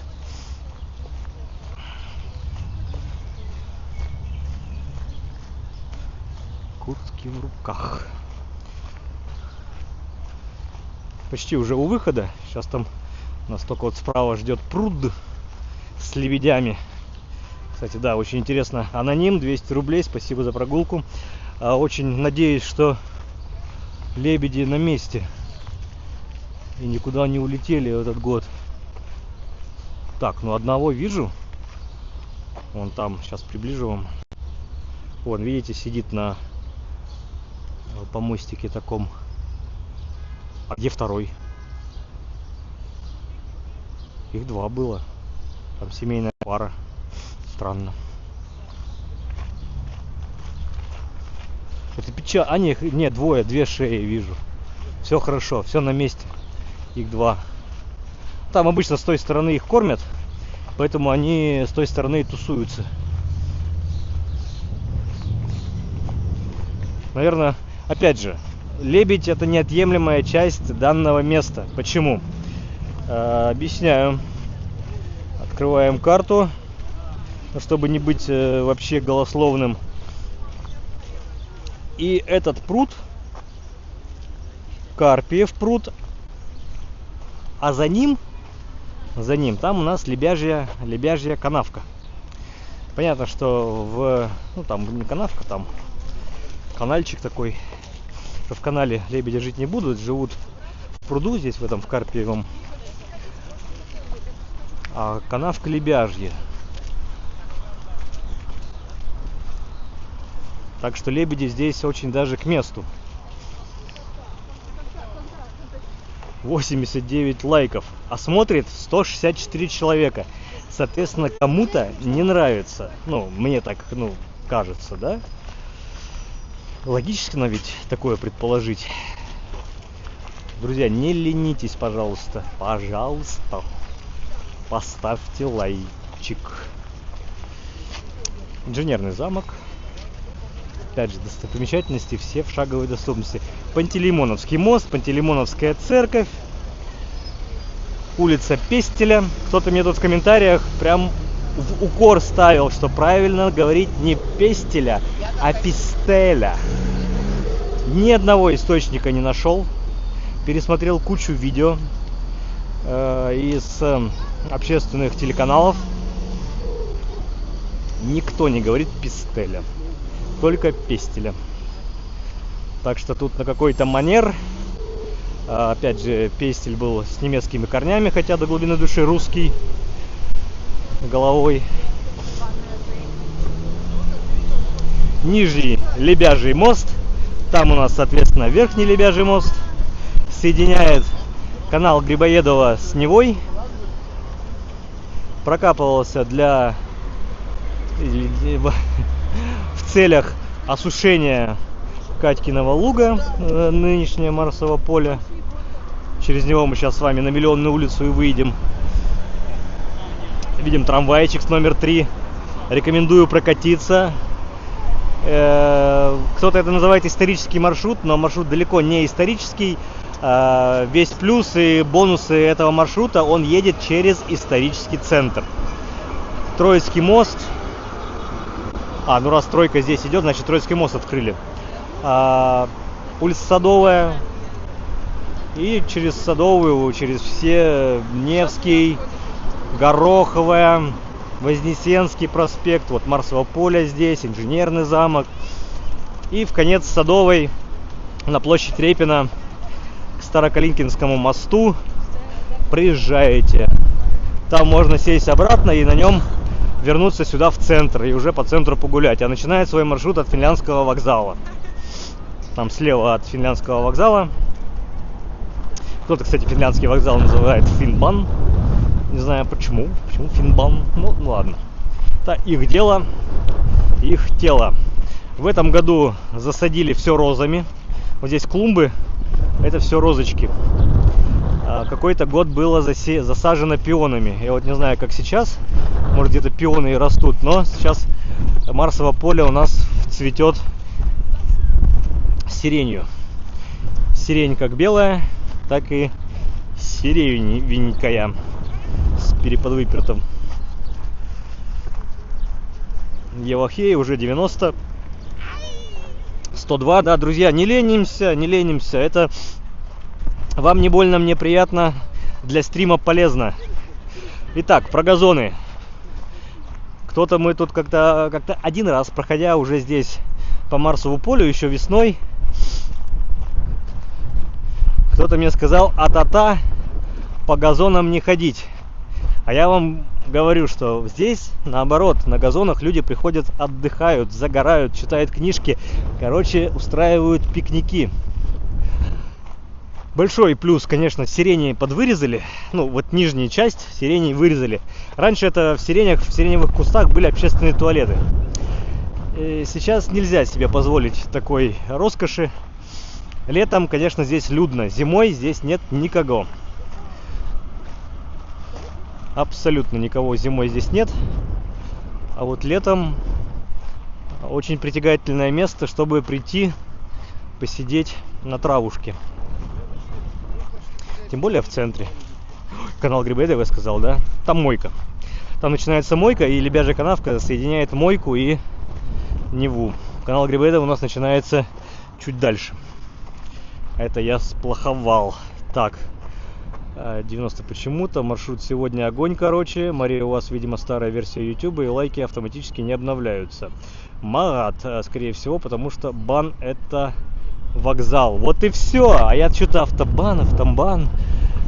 Бан — это вот как бы, ну, все, хофбан. Все, от немецкого. Ну, все, понял. Финбан. Финляндский вокзал. Век живи, век учись. Вы меня просвещаете больше, чем я вас. Опять же, коллективный разум. Это хорошо. К вечному огню подходить не буду. С каждым годом вот сюда прихожу и вижу утраты. Ну, или я их начинаю замечать. Здесь по каждому углу, видите, стена каменная. И на каждом углу вот есть такой зелененький тут пятачок. Здесь ива была большущая. Справа ива была и слева ива. 4 ивы громадных, таких плакучих ив было. Вот и не 2 с той стороны осталось, а здесь что-то с ними стало, погибли, спилили. Печально. Композиционно, конечно, было красиво, хорошо, симметрично. А сейчас вот такая асимметрия. Ну и когда-то была еще одна канавка, которая шла вдоль тех зданий. Вторая, сейчас она засыпана. Сейчас вспомню, подгляжу, как она называлась. Улица, раз у нас... Ха-ха-ха-ха-ха.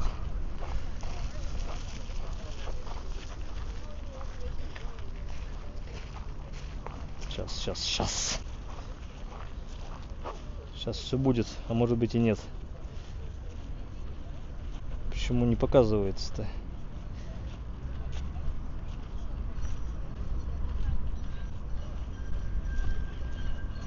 Наверное, Адмиралтейский. Хотя нет. Короче, не помню. Был канал, засыпали. Здесь, на этом месте, была болотина. Вообще тоже один из таких легенд, что когда метро строили, и в планах здесь было сделать метро. Здесь на Марсовом поле сделать выход, еще одну станцию сделать.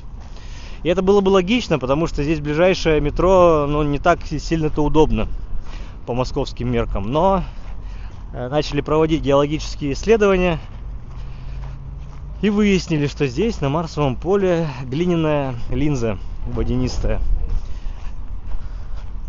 Ну, короче, линза из глины, и она держит воду. И это была бы вечная проблема, если здесь, короче, делать прокол сделать эскалатор, это вот все, тут бы вечный потоп был в метро, риски. Но и при Екатерине здесь, почему в Катькин луг,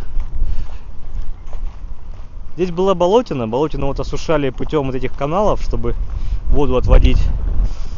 Потом сделана площадь, ярмарочные гуляния, масленица и вот это все. Потом строевые смотры проводились. Так, это что, уже отцвела? Нет, это еще... Нет, тут еще только все зацветает. Сирень только зацветает. Вот это что касается погоды здесь. Подходим к улице Миллионной. Прямо по курсу Мраморный дворец. В его дворе стоит памятник Александру Третьему на бегемоте. Обормот.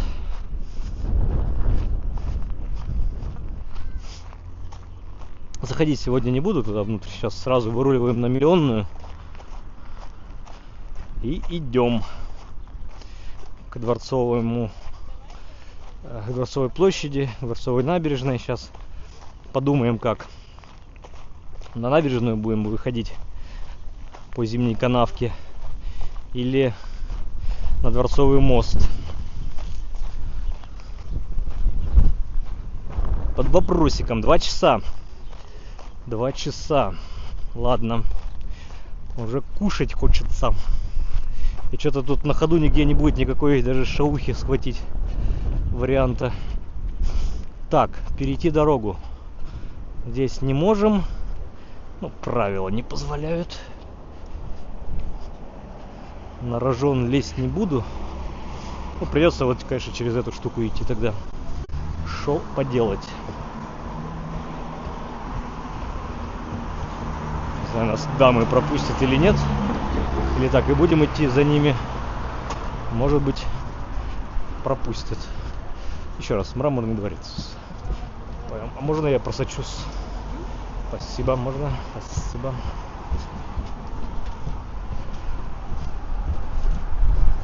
Мраморный дворец. Направо уходит к Неве Мраморный переулок.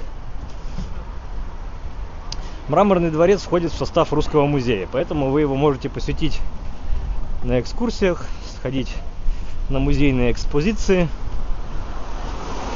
Там как постоянные, так и временные есть. Ну, временные имеется в виду какие-то современные и не только современные авторы выставляются. А можно я вас обгоню, пожалуйста? Как-нибудь. Оп, спасибо.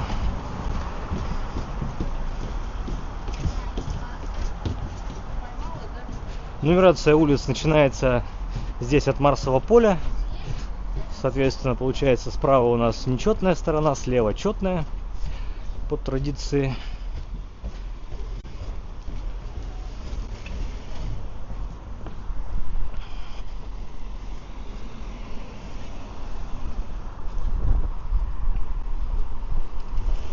Так, во дворы. Вы хотели во дворы? Как говорится, их есть у меня. Давайте здесь, на Миллионной улице, зайдем в какой-нибудь из двориков по возможности. В принципе, здесь уже будет поинтереснее, я думаю.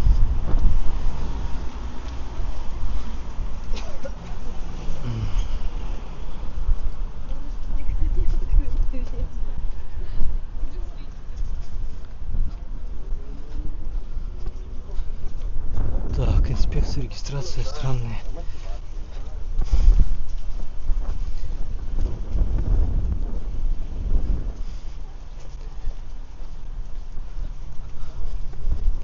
Заготовок у меня нет.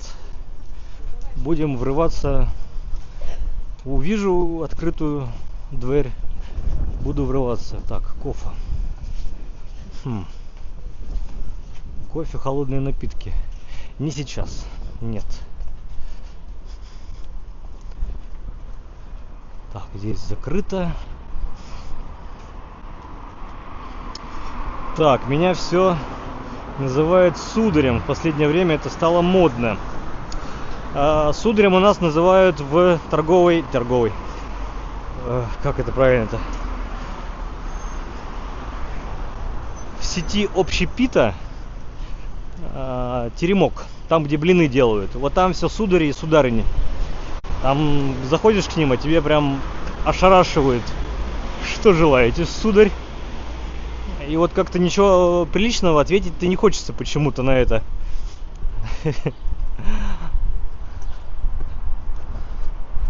Сударь и сударыня.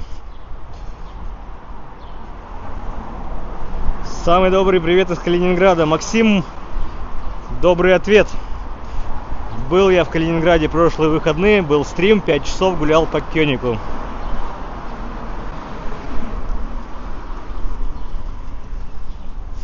Не знаю откуда, но пахнет дымком. Опачки, как красиво, конечно. Нас сюда не пустят. Но там как будто какие-то то ли конюшни были, то ли что-то такое. Вот. Так. Дверь. Открыта. Ну, заходим. Чё? Ладно. За спрос денег не берут. Еще, знаете, деревянные какие-то вот филенки все эти. Резные. Наверное, здесь были конюшни или еще что-нибудь. Там арочка. Туда не пойдем. Ладно. Не знаю, чья, но есть вензель. Или как это называется? Не вензель, а монограмма. Или что это? А сейчас закрыто. Как выйти? Нажать кнопочку. Как-то мне повезло, что эта дверка не закрылась до конца. Сделаю так же. Пусть кто-нибудь со мной зайдет. В смысле, за мной, после меня. Так. Как всегда, хорошая погода и Роман на прогулке. Стрим не успел, но запись огонь. Но надеюсь, я там не сильно многое наврал, переврал. Но показал все как есть. Объем был большой. И еще больше не удалось показать. Да, так бы на несколько дней бы приезжать. Так, по машинам видно богатый двор. Ну, да. Ну, хотя вот смотрите, здесь вот 4. Пожалуйста. Лучший кофе здесь. Там завлекают меня вот через дорогу надписью «Завтраки весь день от 220. Ну, я бы что-нибудь перекусил. Но не могу себе такого позволить, такой роскоши. Классный, кстати, переулок. Здесь прямиком от канала Грибоедова можно пройти, выходишь на набережную и оказываешься напротив Петропавловской крепости. И с этой точки очень хорошо смотреть салюты. Все туристы, все с баулами, чемоданами. И все что-то карты сканируют, что куда. Прийти, уйти. Так, здесь люди сидят. Может быть, Троицкий мост, кафе, кофе с собой. Не знаю, сейчас я гляну. Может быть, что-нибудь. Нет, не буду здесь останавливаться. Как-то там душновато. Да и опасно кофе брать. Слушайте, меня так подставили с этим кофе. Как раз в Калининграде. На мосту. Там я кофе взял, говорю, безлактозное. А в итоге что-то как-то... Ну, короче, серчаю я.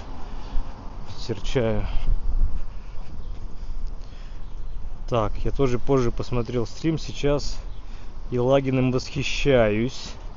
Вот и в Кёниге одни туристы. Нет, Максим, по сравнению с Калининградом, Петербургом, в Калининграде было тихо, спокойно и малолюдно. И там я выдвинул такое предположение, что все туристы, наверное, кто едут в Калининград, они мчат сразу на море. Кстати, этот двор и этот особняк каким-то боком, раком принадлежал Романовым. Видно, здесь ворота, были каретники по обеим сторонам.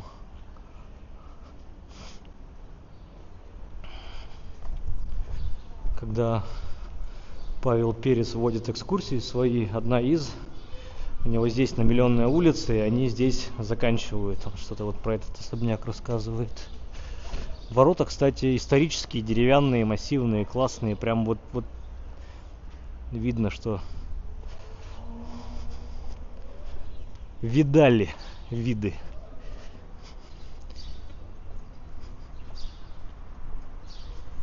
Зелик полон. Так вот, все в Зелике, все на море. Даже несмотря на то, что у вас там набережные реставрируют, ломают, или там, я не знаю, что с ними делают, взрывают.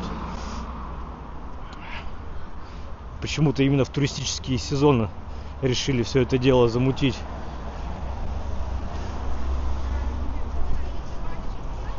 И куда там деваться туристам, я не понимаю.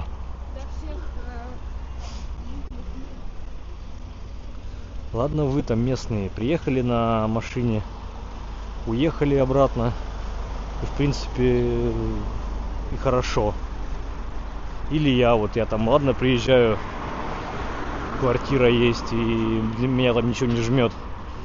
Но те, кто за свои деньги приезжают и вот с этим сталкиваются, это, конечно, плохо. Ну подождите, пляж Светлогорский смыло и так и не сделали, а в Зелике вроде пляж на месте, мне говорили. Но с набережными какая-то история плохая. Так, давайте голосуем. Я не знаю, идем через Дворцовую или по набережной? Ну, мы в любом случае на набережной окажемся. Другой вопрос, сейчас сворачиваем здесь по Зимней канавке. Видите, первый Зимний мост. Там какой-нибудь второй Зимний мост или там второй Зимний мост, неважно.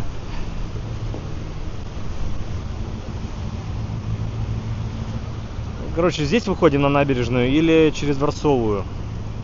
Там этого пляжа 5 метров. Да, беда. Дворцовая. Ну, опять же, сейчас, ну ладно, лотерея. Я сейчас не знаю, как там пройдем, не пройдем. Там вчера был концерт. Я же уже говорил, что классика на Дворцовой была в честь дня рождения города. Ну, значит, что, Атланты? Идем трем мизинец, загадываем желание. Так, Женя Ефимович, привет. Здравствуй, Роман. Будет стрим 6 июня, в день рождения Пушкина, по местам Пушкина. Это, конечно, идея интересная, но я не знаю. Смотрите, тут уже мне накинули, что по местам Данилы Бодрова, ну, по большому счету, это по местам съемок фильма «Брат». Но опять же, здесь очень сильно все разбросано. В фильме это как будто бы все рядышком, и вот он гуляет по городу, и у него все рядом. А по факту, даже та история, где он убивает этого на сенном рынке, начальника этого рынка или там кого, а потом убегает дворами, а дворы уже на Васильевском острове. То есть там капец. Я-то почему-то раньше думал, что на Васильевском рынке это все дело происходит. Нифига, на Сенном. А потом убегает дворами Васильевского острова. То есть это очень сильно раскидано. И также по местам Пушкина. Я как-то был на экскурсии, которая называлась Пушкинбург. И она, конечно, проходила здесь в центре. Я примерно помню места. Это мы можем начать на площади искусств у Михайловского театра. Как-то вот пройти через церковь, где Пушкина отпевали, выйти на Мойку, дом Пушкиных, квартира, где они последнюю снимали. Ну, надо подумать. Лучше 1 июня в зоопарк. Кто тер пальцы атлантам, напишите, у вас сбылось загадано или нет. Да, надо выявить, какой мизинец тереть. Никто не знает. Говорят, что мизинец надо тереть, а которому атланту? Левый или правый? Тут вопросики. Опа, ничего себе, тут целая операция. А мы думаем, кто их это обгрызает. Вот, все понятно, все понятно. Вот, новая легенда, надо подстричь.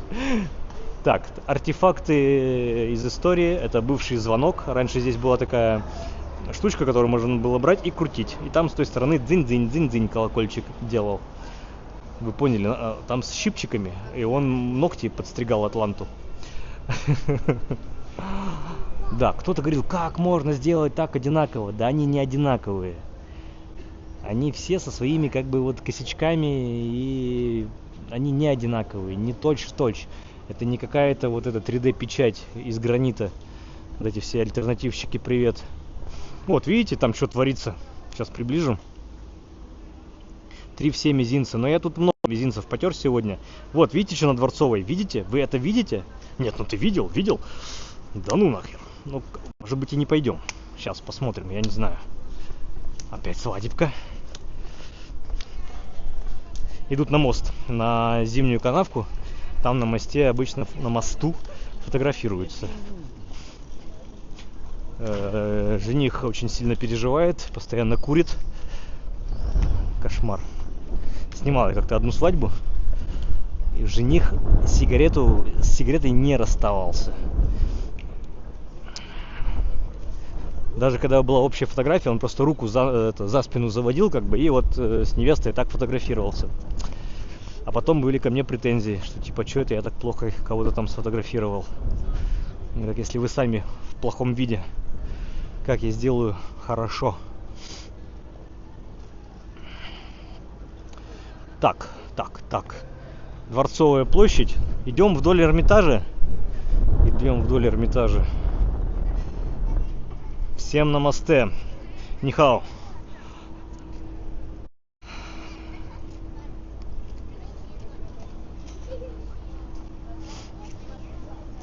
Обычно вот эта дверь сюда привозили этих иностранцев.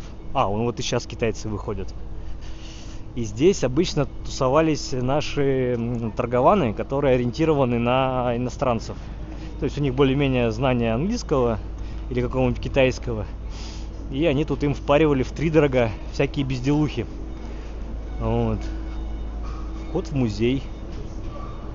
Смотрите, для посещения с билетами на обзорную экскурсию на главному музейному комплексу. Экскурсию в бриллиантовую кладовую, галерею драгоценностей через комендантский подъезд. Интересно.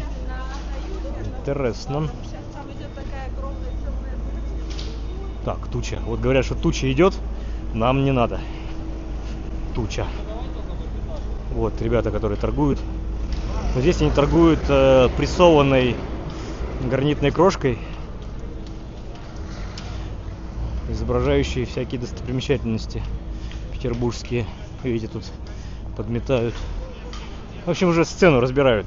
Все случилось вчера. Классика на Дворцовой. В смысле, классическая музыка. Не классика в том, что в плане, что здесь так всегда. Нет, классическая музыка была на Дворцовой. Опачки. А что здесь? А что как? Нет, все на месте. Здесь же новые сделали систему входа. Вас здесь уже в главных воротах, которые ведут во двор, поставили вот такую штуковину. Вас там досматривают, проверяют, не несете вы ли там какую-нибудь косячину, алкоголину или еще чего-нибудь, бутерброды, не дай бог, с колбасой или икрой. И только после досмотра вас туда внутрь запускают. Уже идете через внутренний двор к кассам Эрмитажа.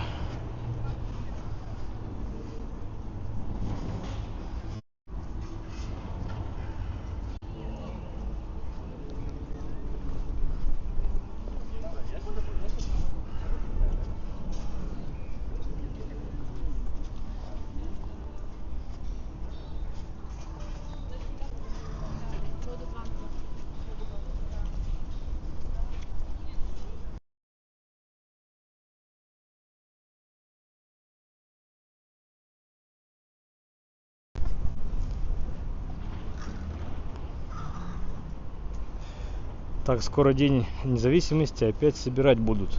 Опять же, смотрите, они, возможно, будут собирать уже у арки. Там, с той стороны. У нас же каждый раз что-то по-новому. По-оригинальному. Так, вопрос. Ребром. Если мы выйдем на набережную, там ветрено. Можно пойти через сад. А чтобы пойти через сад, надо где-то дорогу перейти. А можно перейти опять же или у набережной, у моста Дворцового, или здесь. Но здесь прямо переходить нельзя, а-та-та.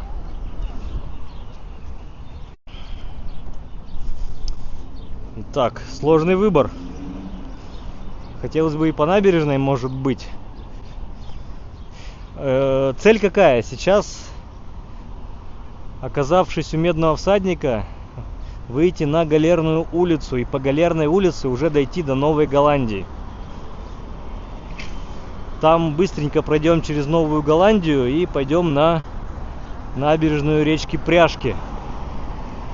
Дом Блока, улица Декабристов, Лермонтовский проспект, Садовая, Семимостье, Никола Морской. Как-то так. Нам еще много идти, друзья. Много-много. Так, пойдем здесь, у Дворцового моста я перейду.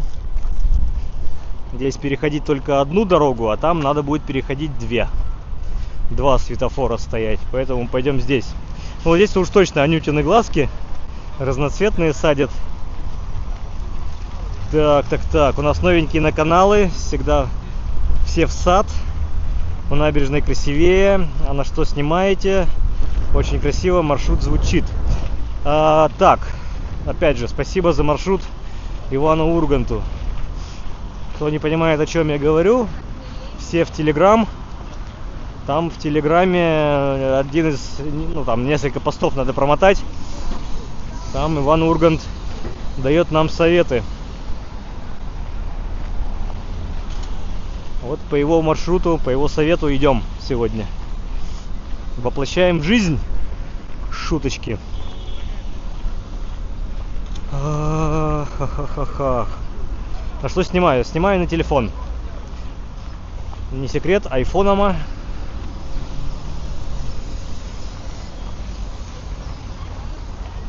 Тут мне кто-то упрекал, что типа плохая картинка, 5-10. Ну, когда еще зимой ходили в мороз, темно и прочее. Плохая картинка. Говорит, надо снимать на iPhone 16 Pro Max. Да, говорит, только на них блогеры снимают. И вот тебе тоже, говорит, надо. Так что скоро будем собирать донаты на 16 Pro Max. Я думаю, в максимальной комплектации, чтобы сразу терабайт памяти. Да? Че мелочиться-то? Совет это все мастаки раздавать, а как до дела, сразу в кусты. Так что по набережной пойдем. Вы, конечно, написали, что все в сад. Пойдем по набережной, пойдемте.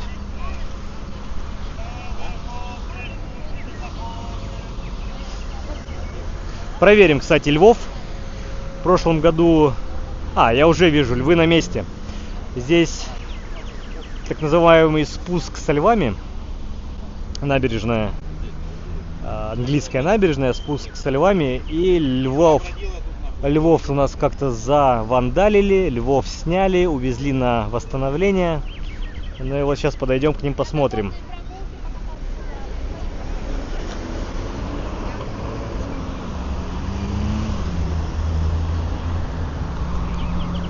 Растральные колонны сегодня не горят.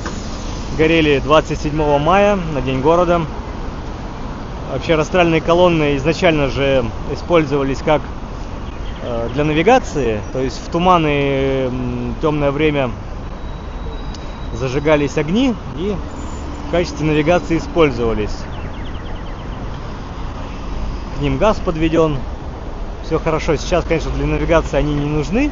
И поэтому...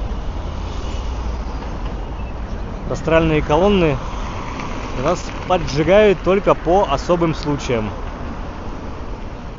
День полного снятия блокады. День города. 9 мая. ВМФ наверняка. Вот такие вот значимые даты для города.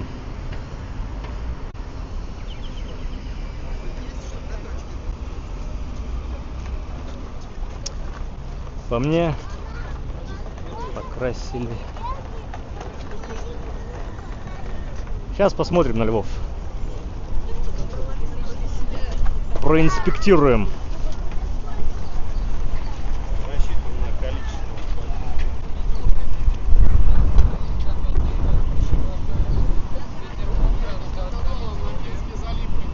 Большой круг делаем.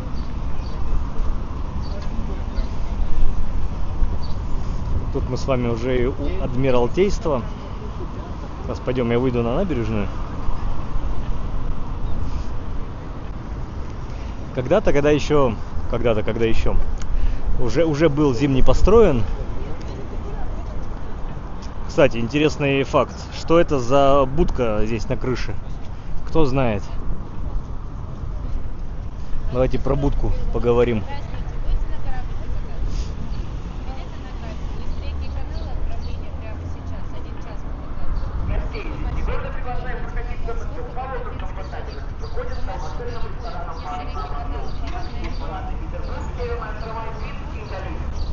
Ну так что, какие варианты? Что это за будочка на крыше Зимнего дворца?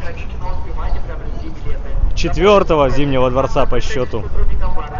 Так, сейчас еще приближу. Вот крыша. И вот эта будочка. Там даже двуглавый орел на ней. Вот что это за будка, друзья? Там дом Карлсона. Так, один вариант, еще варианты.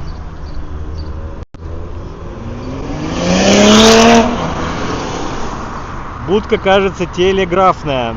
Тепло, но не телеграфная. Не совсем телеграф. Татьяна пишет: телеграф, не совсем телеграф.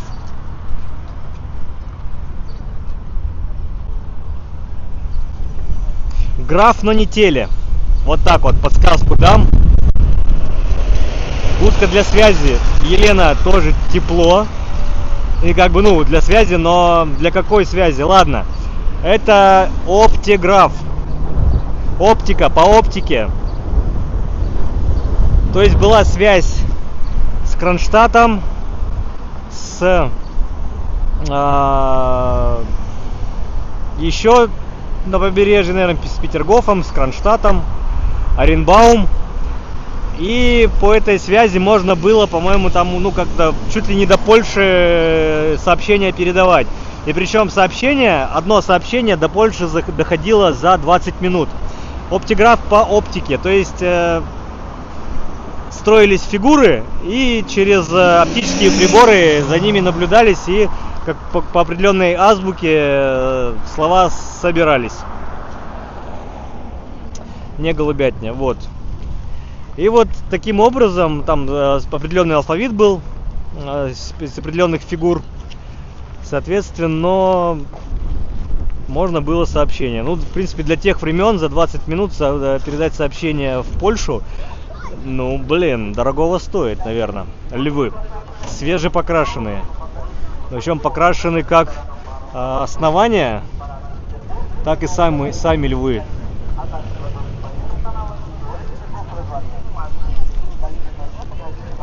Спуск со львами называется место. Причал, спуск со львами. Здесь ходят летом в навигацию трамвайчик, речной трамвайчик, который здесь от спуска со львами идет к Петропавловской крепости, туда на Мытинскую набережную.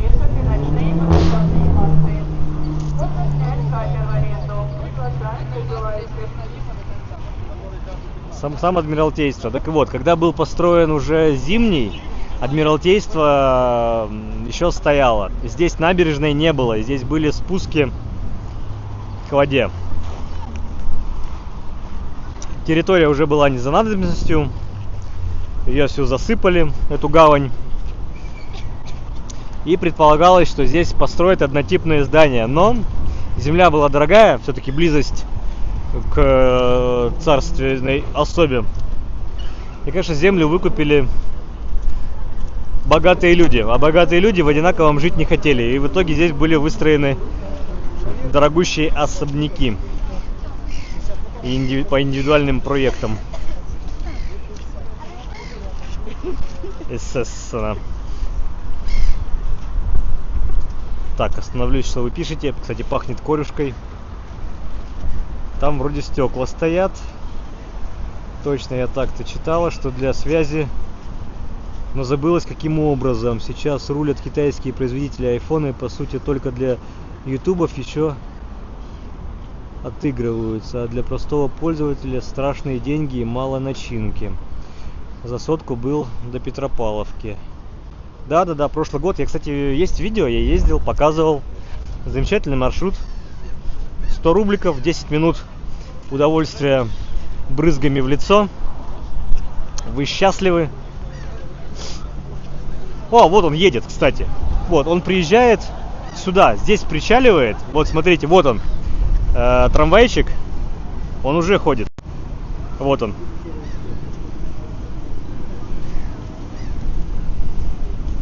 Против солнца снимаю, поэтому темненько. Но сейчас поравняется с нами.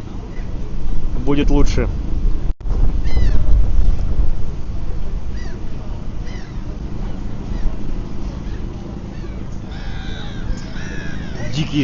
Дикие чайки. Кошмар. Дерутся. Ну и вот, ну смотрите, пользуются популярностью, людей много. Ну, наверное, те же самые 100 рублей. Так что вот, здесь спуск со львами, приходите и за 100 рублей 10 минут, и вы у Петропавловки по воде. Проходите мимо стрелки Васильевского острова, очень прекрасно, прелестно и необычно. Вот как минимум необычно. Где вы еще такое устроите? Петр Плотник. Установлен памятник еще до революции. Подождите, памятник подарен городу в 96 году. Открыт. Я что-то путаю. Я такое подобное видел на старых дореволюционных фотографиях. Что-то тут не так. Корюшка по 800. Такси крутое, успел осенью прокатиться. Их так покрасили, потому что, скорее всего, скоро перекрашивать придется опять. Но риск всегда есть. Народ у нас, конечно, местами дикий, диковатый, но защиты от дурака нет. Ну не строить же забор вокруг них. Это знаете про заборы? Про заборы. Раньше к Александровской колонне можно было подойти вплотную и коснуться ее рукой, ну, основания. Сейчас же вокруг Александровской колонны забор. Хочется спросить, какого черта? Но все вот по какой-то причине вандализма, возможно, попыток залезания, закарабкивания. Здесь место, кстати, друзья, если вы пойдете на эти все разводки мостов, то приходите вот сюда, прямо на это место, вот этот понтон. Приходите сюда. Здесь будет самое лучшее место, самая лучшая точка для наблюдения. Вот прямо мы смотрим, видите, здесь будут разводиться мосты, пролеты моста Дворцового. И в пролете будет Петропавловская крепость. Очень красивому. Рекомендую. Так что приходите сюда.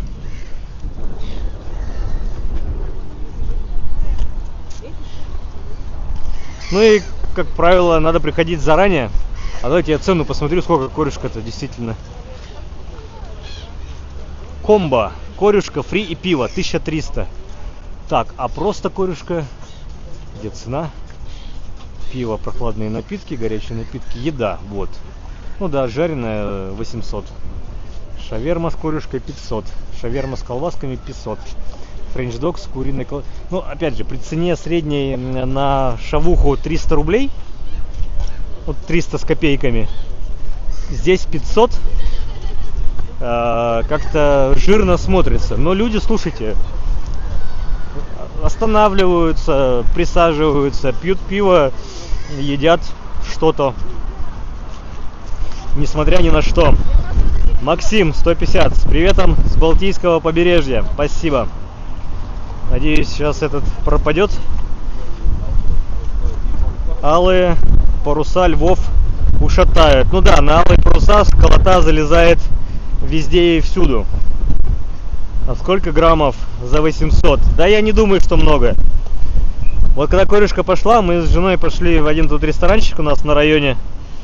И мы эту корюшкой объелись. И там было что-то из серии, я не знаю. Опять же, в граммовках не знаю, но очень полная тарелка. Да пропади ты. Ай, я не могу попасть. О, попал. 14-16 рыбок. Не считал. Но вот прям не считал. Опять же, корюшка может разного размера быть.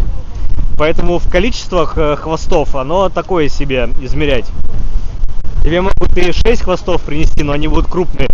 А могут и 20, но они будут мелкие. И я даже мелкие съем с большим удовольствием. Потому что я буду их съесть целиком. Даже с головой. Со всеми плавниками и хвостами. Вот. А крупную так, конечно, уже не поешь.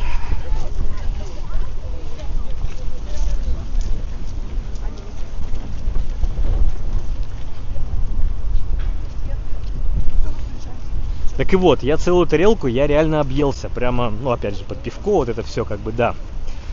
Как здесь, слушайте, я там в тарелку к людям не заглядывал. А надо было, да, некоторые правильные блогеры так делают. Прямо в рот заглядывают. Господи, здесь-то что настроили? Пирс на пирсе. Знаете, с каждым годом все здесь это круче и круче. Ну вот смотрите, вот такую маленькую. А я сейчас спрошу, сколько граммов. А корюшка сколько грамм будет? 200. 200, все понял. 200 грамм. Так что сами судите, много это, не мало.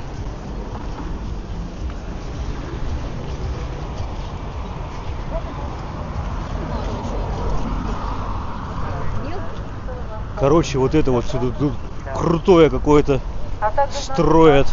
Вы видали, какая громадина? Интересно.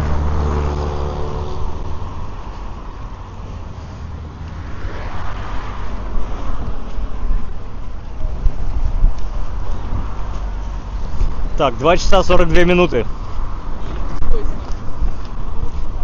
Да.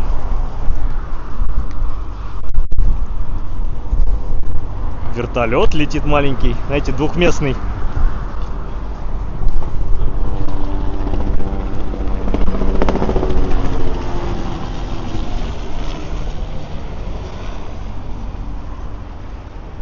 Не знаю, куда летит, но что-то он снижается, как будто бы. Вообще у них вот здесь, на Сенатской пристани, есть место, где приземлиться. Сейчас вот подходит вот этот метеор. Медный всадник. Флаги, стяги петровских времен. Это все со дня города осталось. Так, ресторан «Корюшка» на Петропавловской. «Корюшка» зачет. 4001 килограмм. Да. Александровский сад закрывает Исаки. Это кому? Что такое Александровский сад закрывает Исаки? Это кому правится? В смысле закрывает? Нормально его все видно? А, вот он прилетел, развернулся. И будет сейчас здесь садиться. Экспресс-доставка. Сенатская площадь. Ну, раньше вот здесь была Сенатская площадь. Здание Сената, соответственно. Сейчас, может быть, даже посмотрим, что за важный перец прилетел.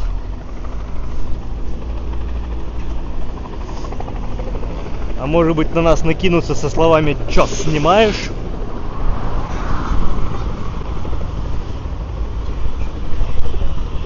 Но вообще нам надо было бы здесь вот свернуть вдоль Сената, пройти его арку. Там у нас Галерная улица. Пройти по Галерной. А может быть... А нет, кто-то вылез. Еще был вариант, что он за кем-то прилетел. А садился, видимо, он развернулся, чтобы именно против ветра сесть.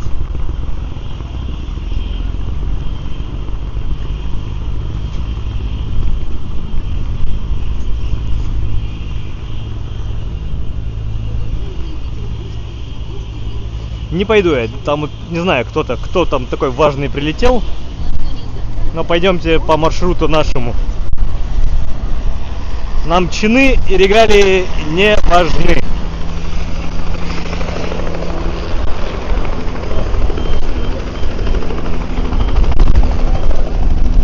Ветер, конечно, сильный.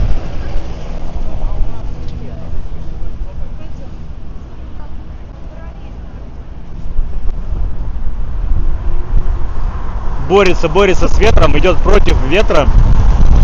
Тяжело ему. Тяжело.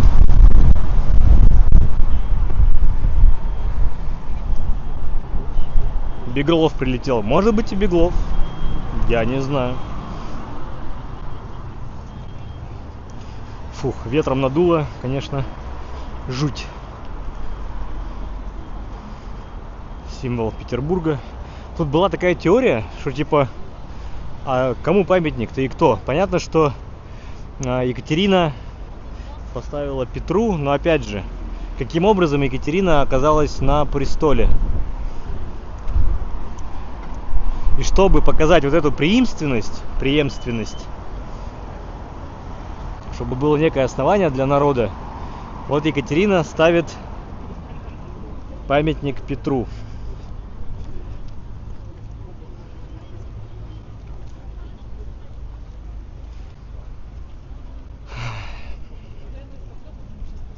Сейчас здесь в здании Сената находится Конституционный суд Российской Федерации, а в следующем части здания у нас библиотека.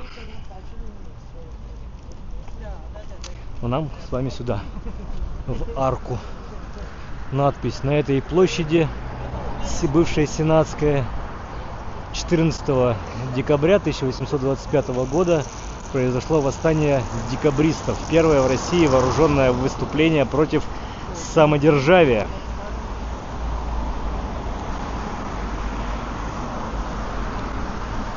Да, но у нас что, Галерная улица, прямиком до Новой Голландии.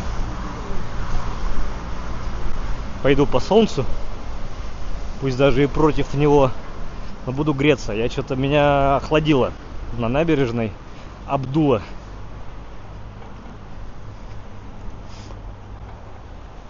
Обдуло.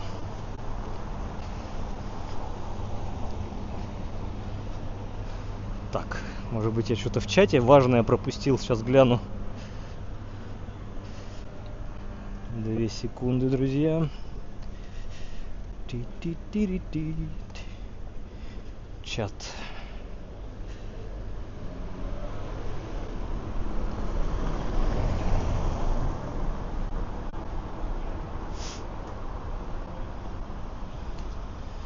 Беглов прилетел. Корюшка. Такси крутое. Да, ладно. Вроде ничего не пропустил. Все норм. Вот опять же, видите, все фотографируется. Прям кошмар.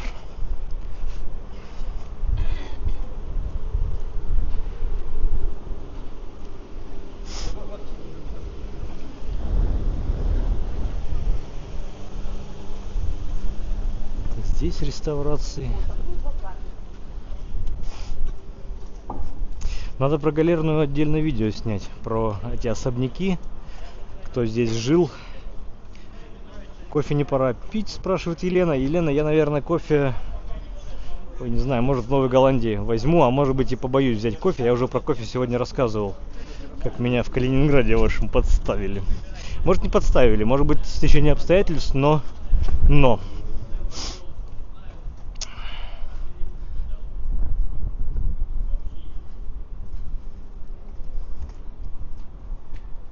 Так, подождите, Екатерина та еще мадам, не имея никаких прав на престол, захватила власть через кровищу и предательство. Ну вот о том и говорю.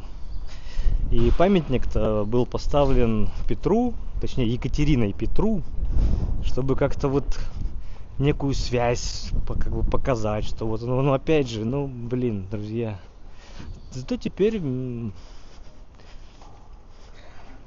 бронзовый памятник Петру, названный для созвучия Пушкиным Медным. Символ, узнаваемый символ Петербурга, и даже на логотипе канала я использую Петра верхом на гром камне.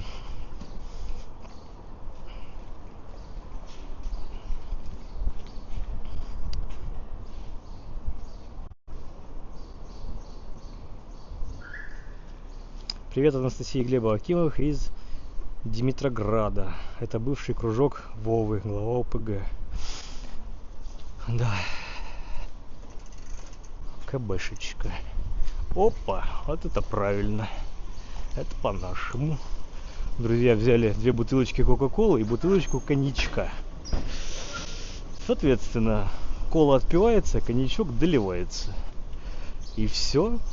И вы молодец. Вы на коле, на приколе. Интересный тут гостиница хотел 3 звезды. Дашкова Резиденс. Можно, конечно, заглянуть к ним во дворик, как этот хотел 3 звезды выглядит. Здесь неподалеку, точнее, может быть, даже там во дворах, не во дворах, а в особняке, который выходит на набережную, как раз у нас находится дворец бракосочетаний номер 1. Номер 1. Ну, слушайте, так простенько, да, с одной стороны. А с другой стороны, ну вот всякие лекусы, танки 500-е.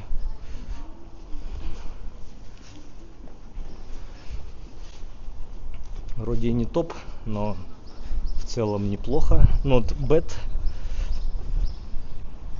Тут что-то все в лесах, в реставрациях. Кошмар, жуть. Да, как выглядит? Норм, не норм. Зеркальный дворик где-то тут рядом. Нет, Ванс. Мы же в него заходили в прошлый раз. И на Почтамской улице. Это надо немножко вот туда уйти. Недалеко, но не по пути совсем. Ну, это зеркальный дворик, вы имеете в виду один из офисов Газпрома. Наверняка, где там на крыше у них ресторан. Так, здесь закрыто. Вот зеленый двор, на удивление. Вот прошлый мы зашли, там каменный все, а здесь свое дерево, своя зеленуха. И здесь люди живут, здесь простые люди живут. Продукты. Магазин продуктов.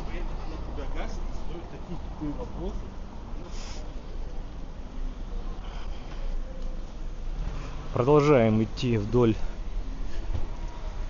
набережной по Галерной улице. Вот видите, здесь такой есть выход к набережной. Да, с рестиком. Там терраса, ресторан терраса называется. Прям неоправданно дорогой, скажем так. Ну, за локацию определенная наценка. Так, опять почта. Опять почта, и, наверное, почта, да, уже закрыта, 5 часов. Да и в субботу, наверное, она не работала. Все пытаюсь попасть со стримом на почту, которая находится во дворце. Дворец принадлежал семейству Романовых, одному из князей. Сейчас там на 1-м этаже в главном входе есть отделение Почты России. Все, вот как-то хочу зайти показать. Все, мы не попадаем.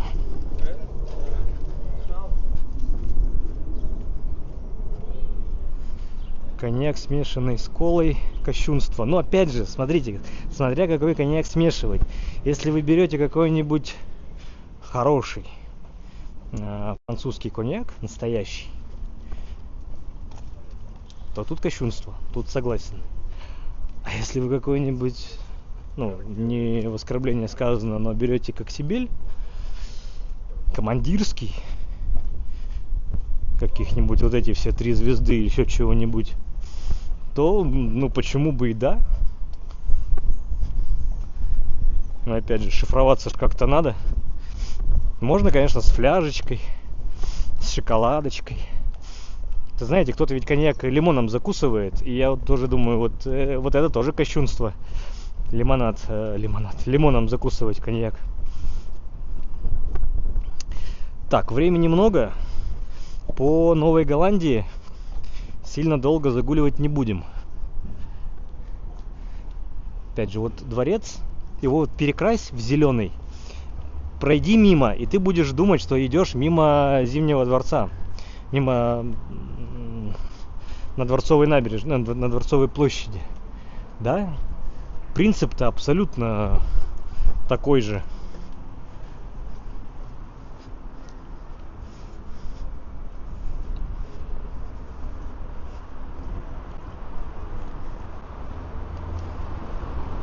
Николаевский дворец.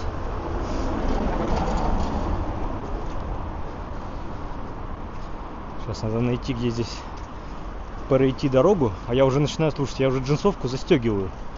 Потому что это как бы, ну, совсем уже озяб. Просто хочется как минимум до Семимостья дойти с вами сегодня. А время уже 3 часа стрима. И это не шуточки. Не шуточки. Сейчас посмотрю.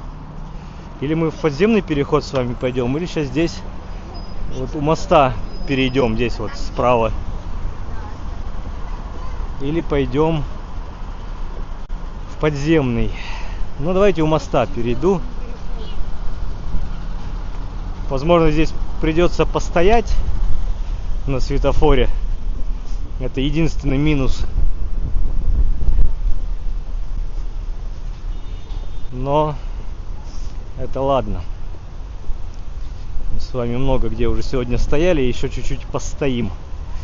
Как говорится, ничего.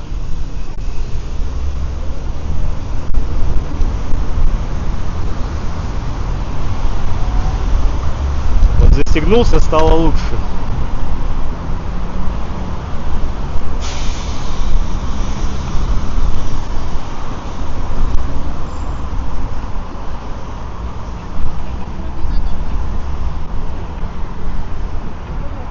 Секунды не тикают, не понимаю, сколько нам стоять.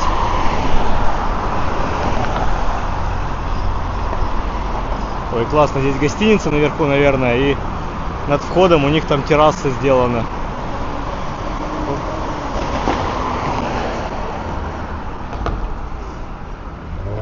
Все, идем.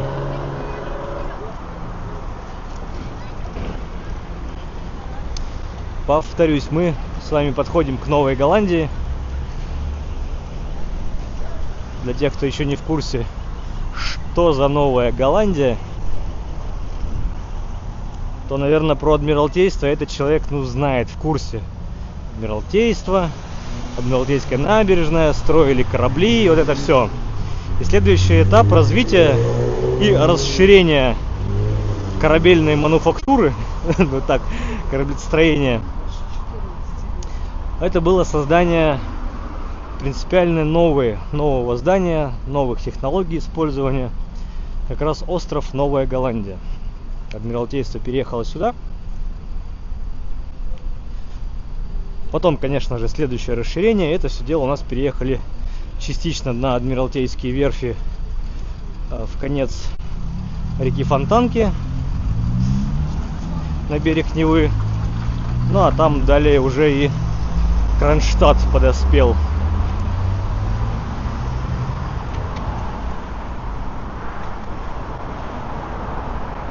Вот справа там как раз у нас Адмиралтейские верфи уже видны, там вдалеке. Ну и будет видно, когда мы выйдем на набережную речки Пряжки. Так, мне часы говорят, что я прошел уже 13 километров сегодня. QR-код не выводится. Сейчас будем чинить. Тем временем у нас 180 человек на стриме на YouTube. Это уже по-летнему.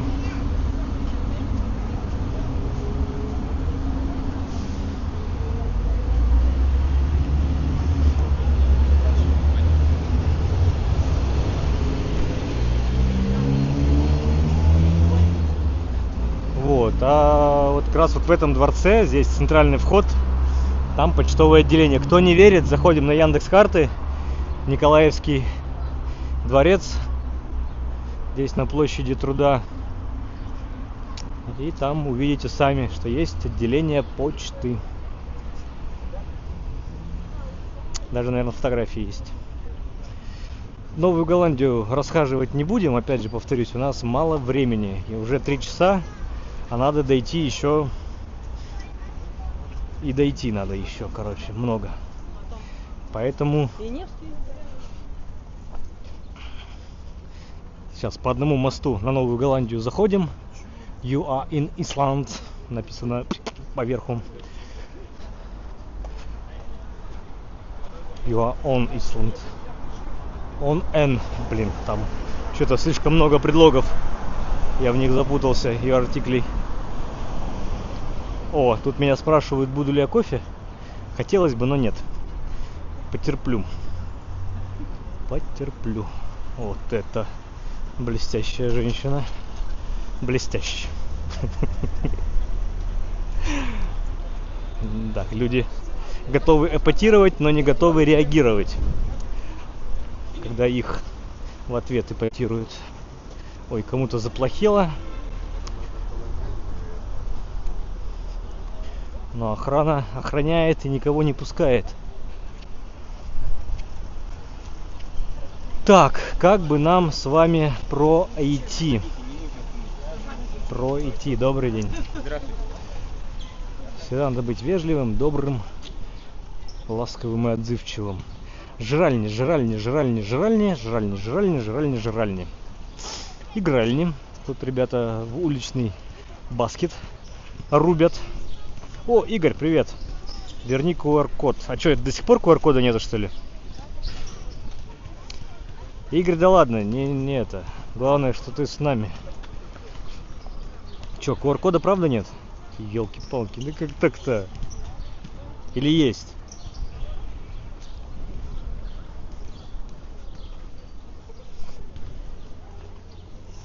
Шульц. Тут, по-моему, эти велики то ли продают, то ли в аренду берут. Шульц.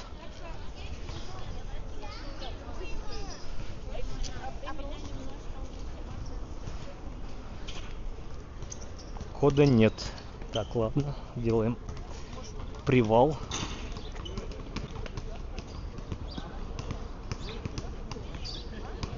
Так, а сейчас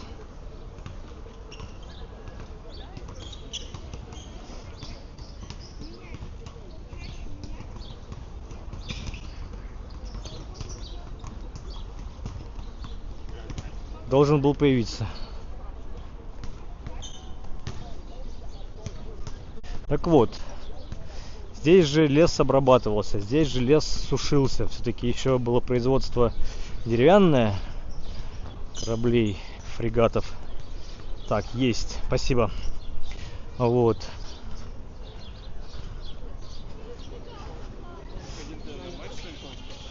Не знаю, кстати, существуют ли экскурсии по Новой Голландии здесь. Не встречал, по крайней мере, и даже намекнуть не могу.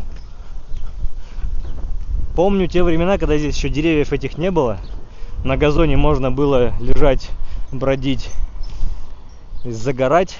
Нет, загорать нельзя было. Тут если снимешь футболку и попробуешь позагорать, тут сразу к тебе прибегали охранники и говорили: ну-ка, оденься. Ты в общественном месте. Так, здесь. Как пойдем? А давайте пройдемся там вот по тем мостикам вокруг. Здесь еще не отреставрирована вот эта часть. Она никак не эксплуатируется пока что.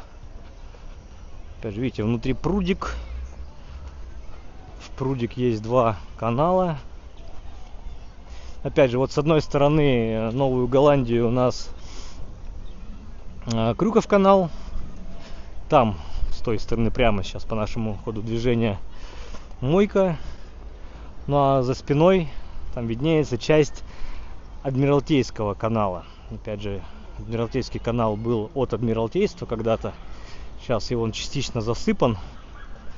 Над ним сейчас бульвар. Ну вот с водичкой. Так, Клавдий Октавианович, зачетная проводка сил. Скоро буду. Спасибо за донат. Отлично. Уже половина средств собрано для поездки в Архангельск. Морской бой. Not bad. Шахматы. Как в лучших санаториях страны. Да? Здесь часть для детей отведена. То есть здесь очень многие мамочки приходят. Надеюсь, те, кто живет здесь в округе. Просто как место, где развлечь ребенка. Точнее, чтобы он сам себя развлек. Ну и вот можно, как видите, тут, кстати, летом были бескаркасные эти все мешки, в которых сидишь, бескаркасная мебель. Вот. Кто-то себе пикники устраивает, чаек подкармливает. Так, и здесь у нас что? Афиши мероприятий в Новой Голландии. У них есть сайт, конечно же, и всегда, если загуглите Новая Голландия, там есть у них афиша с мероприятиями. Вот кто-то так себе устраивает пикник у воды с такими прекраснейшими видами. Вот, а вы делали себе пикник в Новой Голландии? Сделайте обязательно по возможности.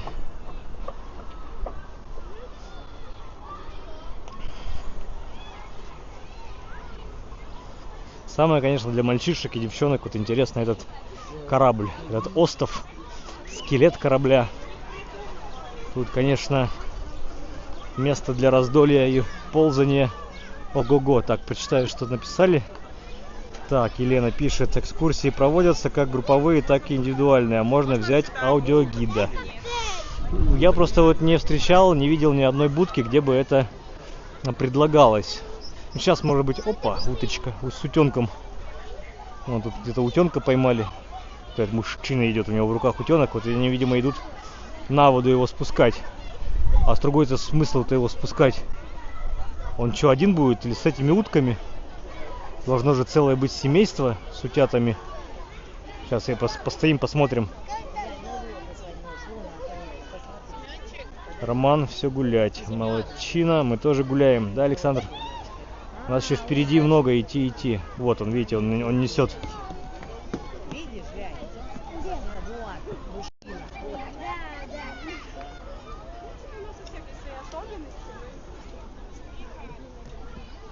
Они, наверное, его ищут.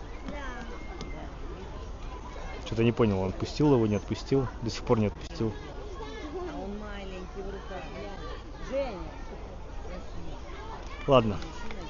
Что-нибудь с ним сделают? Не знаю. Пойдемте дальше. Как он? Странно, что один утенок. Так, что здесь такое? Фрегат. Здесь просто вот написано, что фрегат. Ну и вот там народ ползает. Интересно, если я туда полезу, меня это осудят или нет?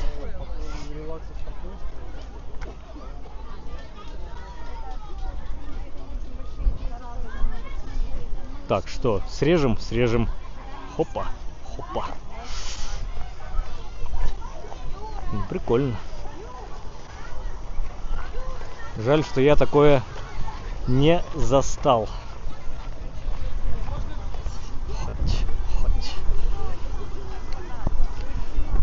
Здание бывшей кузни. Сейчас здесь ресторан.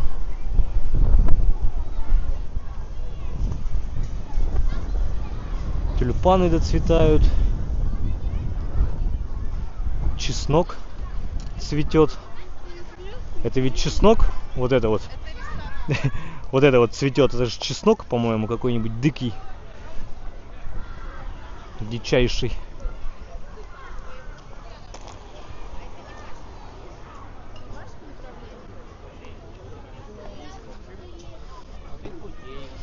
Можем чуть-чуть через пройти бутылку. Что такое бутылка? Это раньше гауптвахта, что ли, ну, турма местная. Вот она, круглое здание, кольцеобразное, с внутренним двором. Здесь больше по первому этажу все едальни, второй этаж магазинчики, шмотки, комиксы, ну что-нибудь такое. А третий этаж это студии, какие-то студии различные, не знаю, как там назвать, сказать. Мы сейчас зайдем через внутрь и через главный вход, получается, выедем.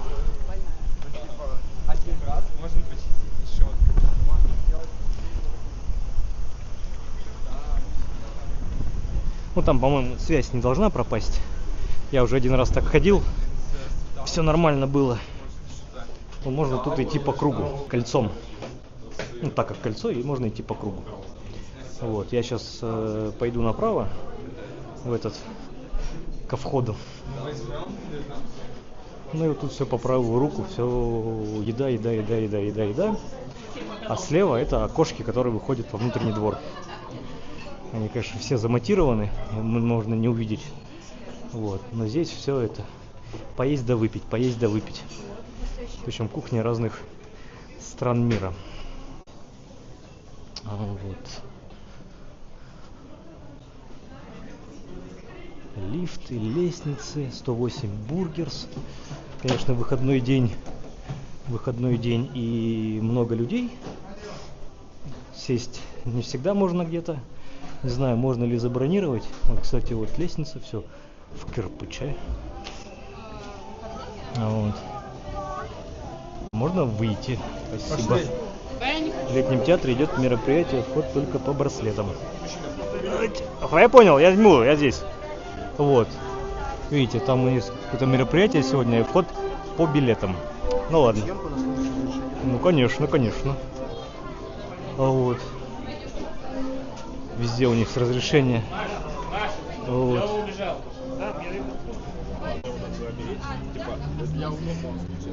Можем нарваться на конфликт. Голосуйте. Я за. Будут они мне доказывать про разрешение и рассказывать про разрешительную систему. Так, ладно. Идем. Выйду здесь к набережной. Потом пойдем на выход.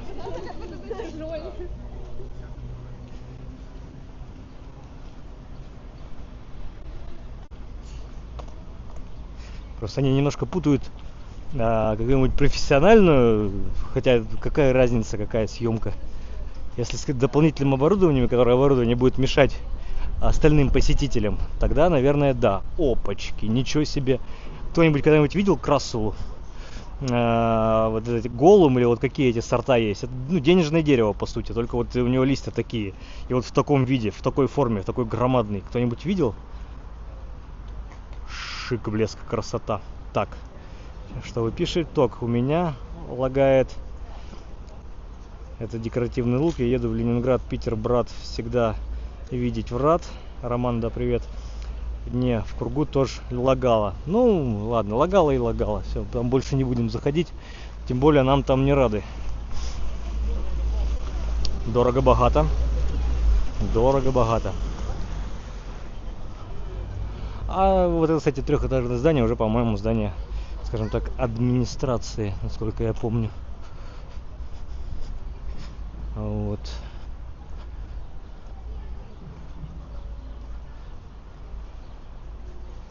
Пара-пара-пипам. Вот вам и остров Новая Голландия. А, кстати, в этом году, получается, видите, они во дворе, там сейчас написано летний театр.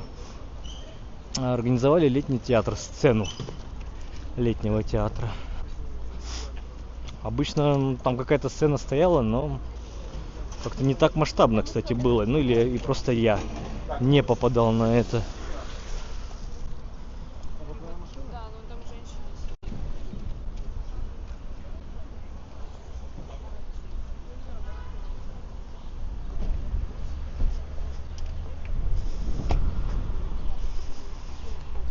Хорошо. Идемте дальше.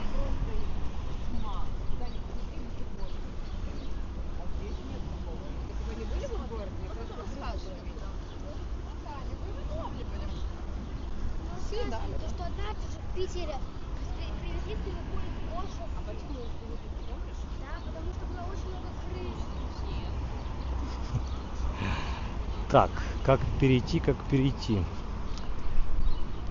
Давайте я здесь перейду.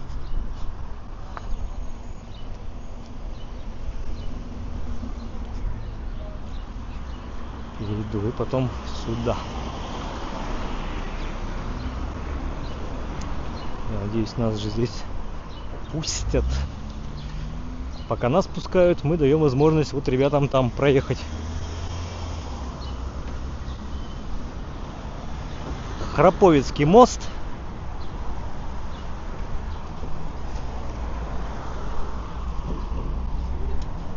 Храповицкий мост. Сейчас идем на набережную речки Пряжки, самая короткая река в Петербурге, к дому, где жил Александр Блок. Интересный такой момент, недавно узнал, что стихотворение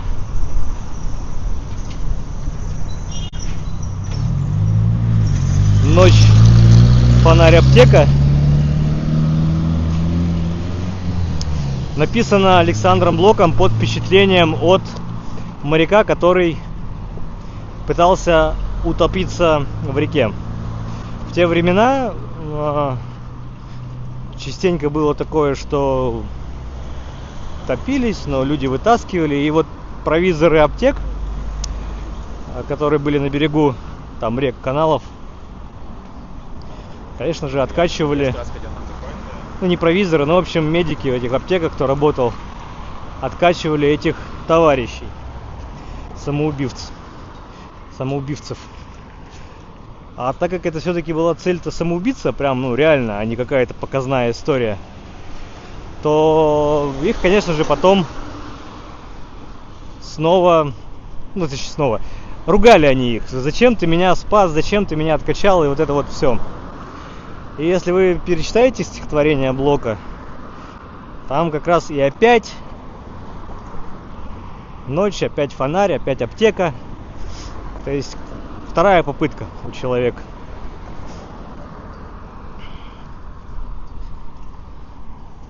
Вот о чем стихотворение.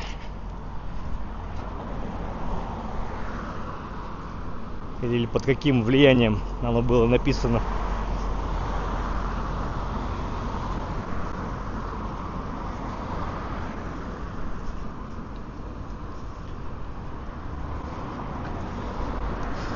Здесь еще пока мы идем по набережной реки Мойки, вот впереди уже у Матисова моста, а Матисов мост ведет на Матисов остров, как ни странно.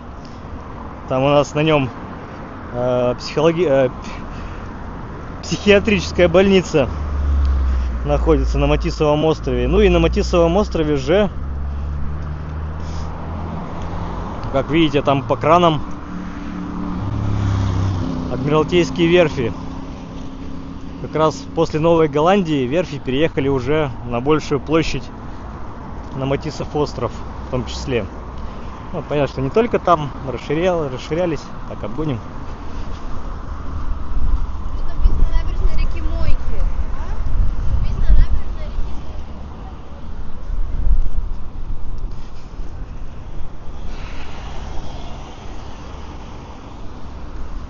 Конечно, с Александром Блоком печальная история. Он болел. Лечения уже в тогдашнем СССР не было. Он просился, чтобы его выпустили за границу на лечение. Ему отказывали. И в тот день, когда он умер, все-таки разрешение дали. Но он уже не успел.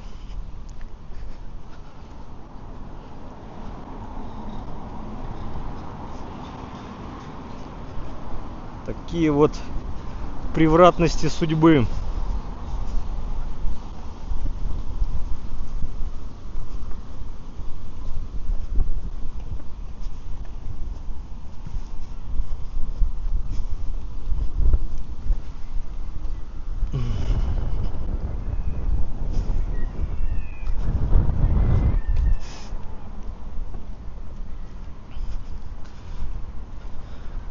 Здесь по большому счету мойка у нас уже, так, пересмотрю, да, впадает в большую Неву, вот прямиком. Там то, что за мостом блестит вода, это уже у нас большая Нева.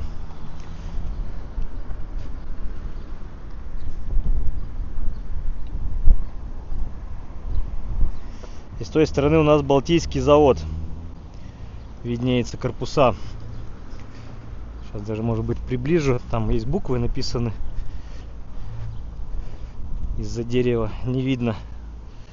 И опять же против солнца.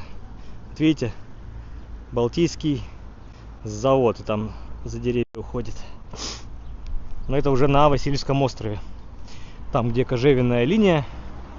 Там Брусеницын уже прям рядом. А вот за деревьями желтый дом. Психиатрическая больница желтого цвета. Наверное, отсюда и пошло желтый дом, нет? Как вы считаете, как вы думаете, откуда вообще понятие желтый дом и почему желтый дом обозначает психиатричку? Больница Пряжка. Да, ну мы вот эта речка у нас, вот она от моста и до следующего моста. Это даже по-хорошему это канал или протока какая-то. Ну просто канал, это не река. Но вот речка Пряжка.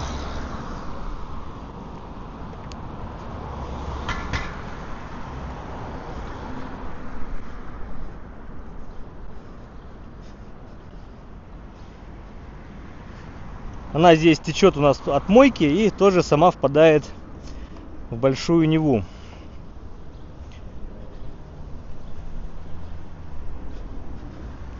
Тем самым отсекая и образуя Матисов остров.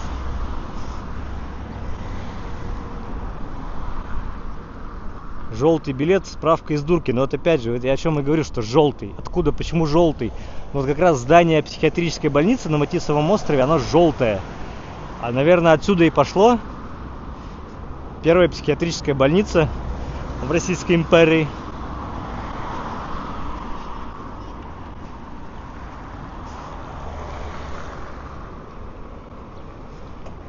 Давайте сдадимся туда. Рано. У нас еще много где не обхожено и не облажено. Попозже.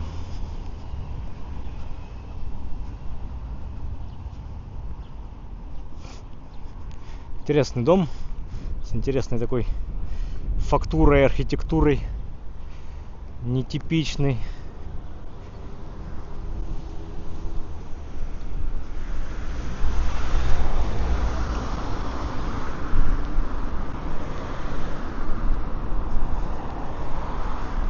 Так, приятное место, натуральное какое-то, естественное. Нет той вылизанности, искусственности, как в центре. Саня согласен. Но опять же, вы рискуете нарваться на контраргумент. То есть, типа, что вы имеете в виду, что вы имеете против центра? Я тут как-то один раз назвал его бутафорским. Ну, имея в виду, что вот как раз он открыточный. Что как будто бы вот весь Петербург такой. А я показываю Петербург разный, не только открыточный. И мне было предъява, типа, что вы имеете в виду? И почему вы его считаете бутафорским? Там тоже люди живут, и вот это вот а-та-та, ля-та-та. То есть, ну, прицепилась там одна мамзель к одному слову, и все, и выдрала из контекста. И давай вот это вот. Да, этот район, я, наверное, смело назову, это все-таки уже район Коломны. район Малой Коломны, там дальше ближе к Фонтанке Большая Коломна. Туристами абсолютно не исхожено, не излажено, и сюда турист не идет. Да, здесь в районе Маринка. Старая сцена, новая сцена. Здесь же на улице Декабристов, не помню, успеем мы дойти до него, или мы на Лермонтовской свернем. Это концертный зал, это зал дирекции императорских театров. Вот. То есть здесь такая культурная составляющая в одном месте. Да, пройдем мимо, как раз это будет до Лермонтовского проспекта.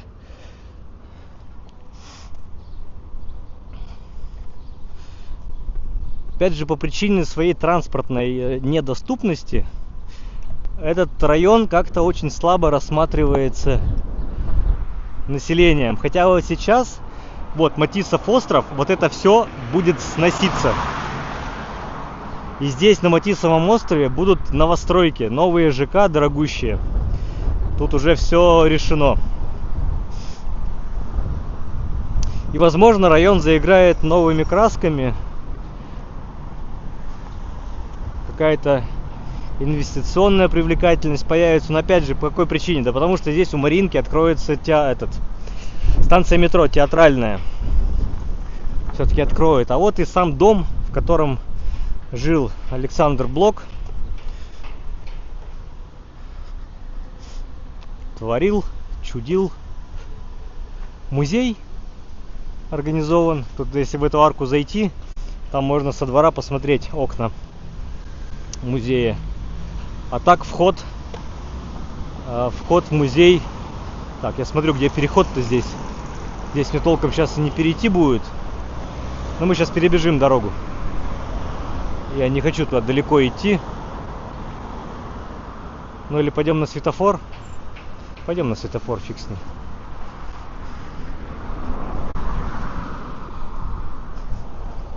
Вот, видите, про Матисов остров рассказал, что вот он там начинается от реки Мойки. Насчет психушки вряд ли, но соседи странные, соглашусь. Не знаю насчет психиатрички. И вот, пряжка течет. Здесь на мосту делает изгиб. И вот пряменько дальше впадает в Неву. Я побежал. Тут странно, как это все дело переходится. Я по этой стороне Декабристов пойду, с вашего позволения, даже, может быть, по бульвару в центре. Вот. Александр Блок жил в этом доме. Вход справа. Парадная выходит на Декабристов. И там по лестнице поднимаешься чуть ли не на 4-й этаж. Вообще, там, по-моему, у него было 2 квартиры. В одной он жил, в другой мать его. Потом матери не стало, у него было 2 квартиры. Потом советская власть, уплотнение. У них одну квартиру забрали. Точнее, он договорился, что он одну квартиру отдает, а на вторую квартиру никто не претендует. И они с женой уже жили в одной квартире. Жили достаточно странно. У жены его был свои комнаты, своя столовая, комната, где она принимала пищу. У него свое было. В общем, там эта вот квартира, можно сходить на экскурсию, посмотреть. Жетый. Что за Жетый? Сергей.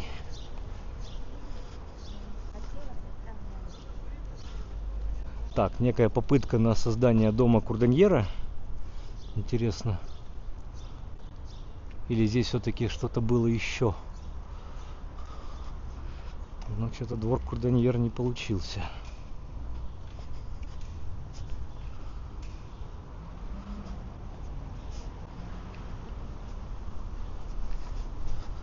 До Маринки уж так стучиться мы с вами не дойдем.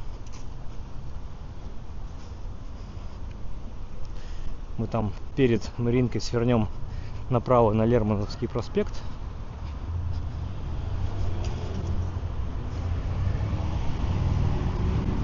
Ну а здесь памятник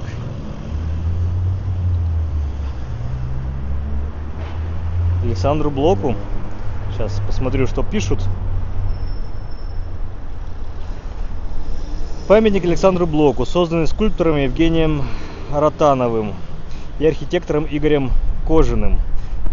Расположен на аллее, где когда-то жил поэт.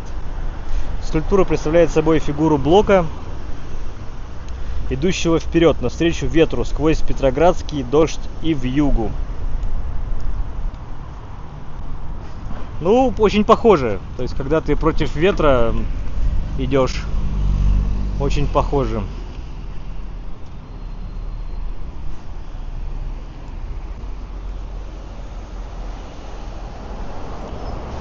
Сейчас мы здесь переходим через Английский проспект. Английский. Желтый дом от Обуховской больницы. Раньше там была психиатричка. Окрашена была тоже в желтый цвет. Вообще, мой вопрос был на самом деле с подвохом. В чем подвох? Спросите вы меня. Отвечу. Вот какой цвет здесь преобладает в большей мере. Даже здесь на перекрестке. Вот туда вперед посмотрим. Здесь какой цвет преобладает? И Петербург Достоевского какого цвета?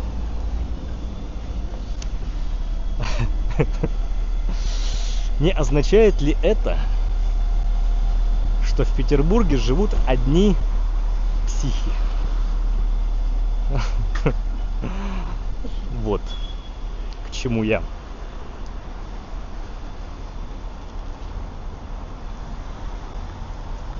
Ну, какого цвета? Здесь.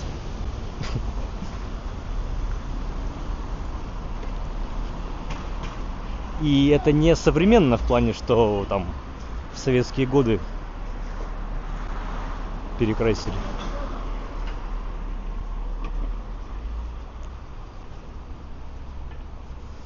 Далеко нет. Ну, вот, кстати, торчит кирпичная часть здания. Это вот как раз те императорские театры. А здесь культовое сооружение.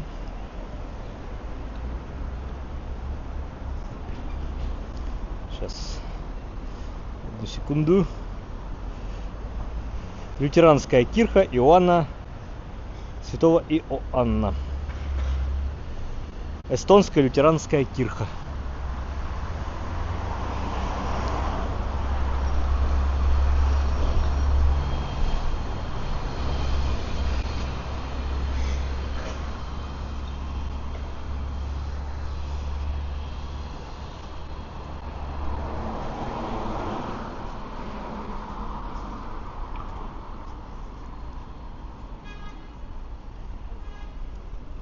Так, 3 часа 34 минуты. Ох. Там вдалеке виднеется гостиница. Господи. Азимут. Азимут советская. Там на последнем этаже есть ресторанчик с шикарным видом на эту местность, на местность Коломны. Рекомендую даже просто зайти туда, подняться, кофейку выпить и посидеть у панорамных окон. Прикольно там.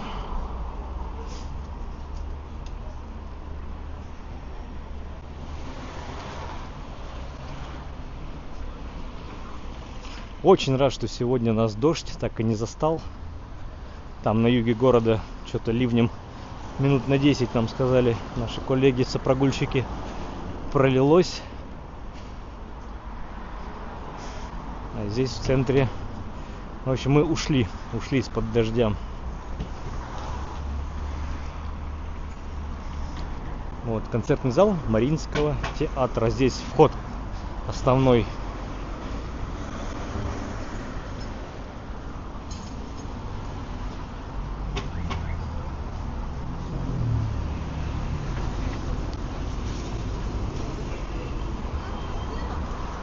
А следующий у нас уже перекресток, это Лермонтовский проспект. Свернем на него. По Лермонтовскому через мост пройдем над Фонтанкой, выйдем до Садовой улицы. Так вот, кстати, друзья, кто еще с нами, кто еще? Опачки, здравствуйте. Кофе, пожалуйста, Раф. Здесь сделайте. Коте. Нет? А за корм скидку делают? Вот такие кофейни по-петербургски.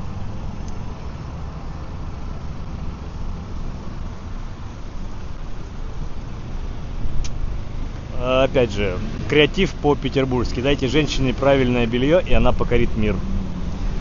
В Питере вообще какие-то вот с надписями, с неймингом отдельная история. Это просто как жанр названия. Название кафе, ресторанов, гостиниц.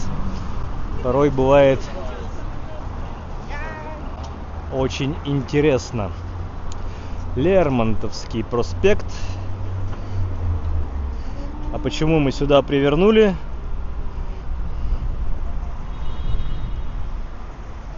Да потому что здесь синагога. Но не потому что мы тут такие истинно верующие. Просто хочется и про синагогу вам показать. Я один раз уже здесь поворачивал, как раз когда по Коломне гуляли мы. Отдельное видео есть на канале с Коломной. Там я вдоль проходил, совсем близко к ней. То есть мы шли вдоль забора, и было не разглядеть ее. Но сегодня вот в солнечных лучах по Золотому треугольнику вы за 2 часа управились, по этому маршруту, наверное, надо ходить с периодическими посиделками за чашкой кофе. Согласен. Но я не могу себе этого сегодня позволить. Но если бы мы в оффлайне с кем-то здесь ходили, гуляли, то это в любом случае мы бы трезвые до конца не дошли. Это абсолютный факт. Вот. Елена, кстати, сравните синагогу у вас в Калининграде и здесь, в Петербурге.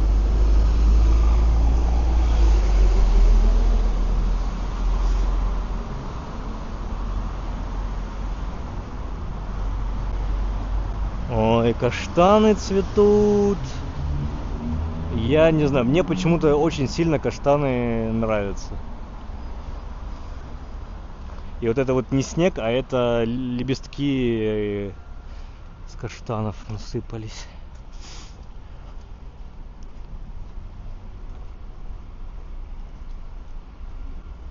Ваше чистый новодел, но новодел-то ведь не выдуманный, а, я так понимаю, по эскизам и фотографиям того, как оно было.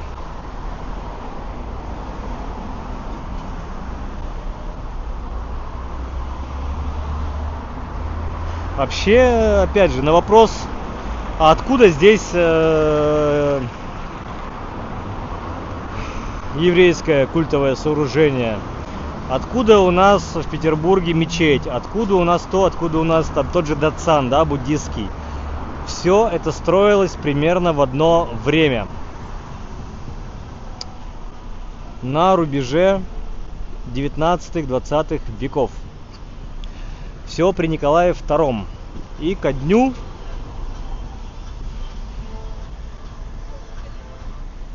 трехсотлетия Романовых. Да? 300-летие же, получается? Нет. 200-летия Романовых. 200. Как 200-лению дома Романовых. Было какое-то вот такое... В принципе, и в обществе это накипело, потому что у нас же только были католические, лютеранские церкви, православные, армянские. Но вот этих всех, скажем так, новых конфессий никогда не было. Но вот в начале 20 века были построены.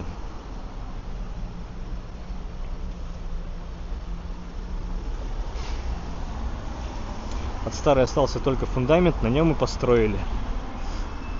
Так а внешне-то разве он не повторяет?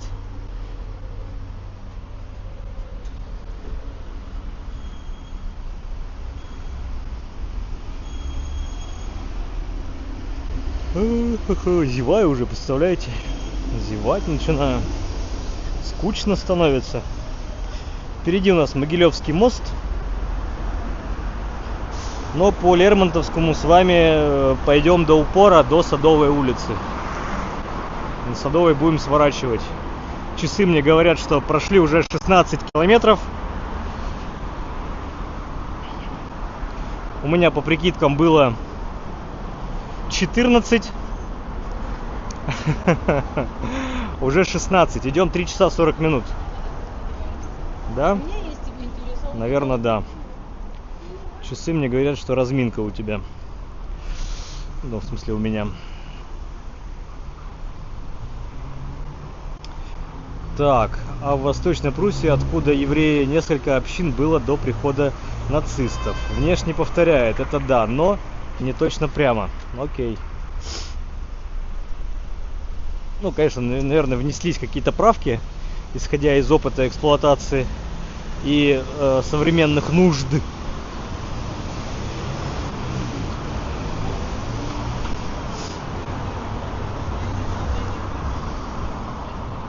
Здесь же на Лермонтовском у нас проспекте уже и православный храм.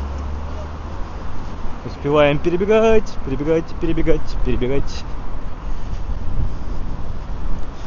Проспект Римского-Корсакова. Там у нас черное здание шоколадного короля.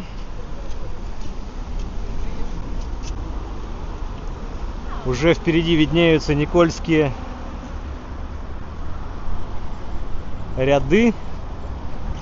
Где-то там Семимостье, но я немножко для разнообразия пойду чуть по-другому. Мы бы также с вами могли здесь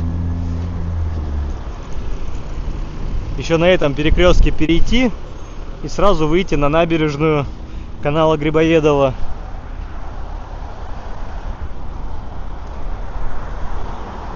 Но пройдемся чуть-чуть до Садовой и по Садовой уже к Семимостью подойдем. Тут чуть-чуть осталось.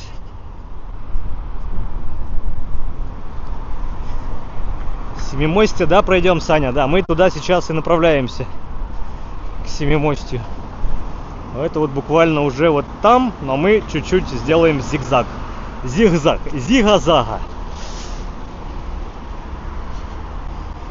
Ну, если вот помните мультик в 90-е «Утиные истории», там был такой персонаж Зигзаг. Вот если Зигзаг, его имя просклонять, то родительный падеж ни от кого чего, Зига-зага.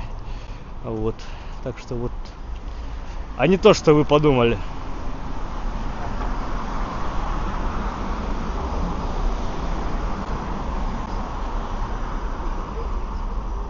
Кстати, да, с этой стороны канала Грибоедова уже район называется Большая Коломна. Там у нас за спиной была Малая.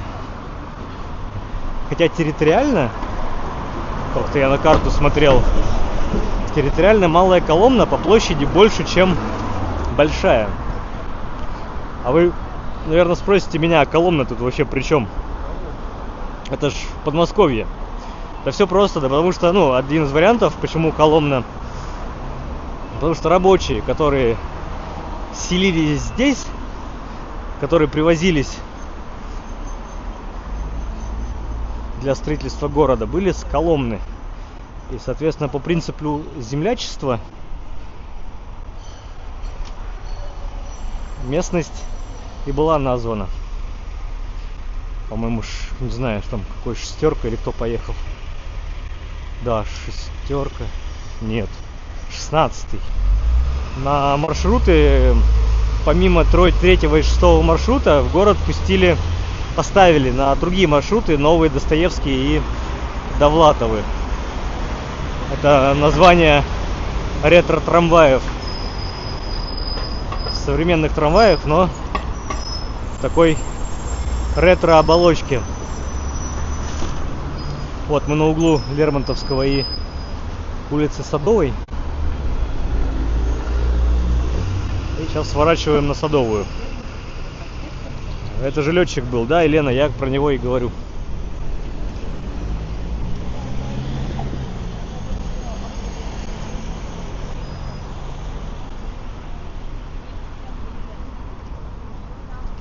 Заканчивается переход.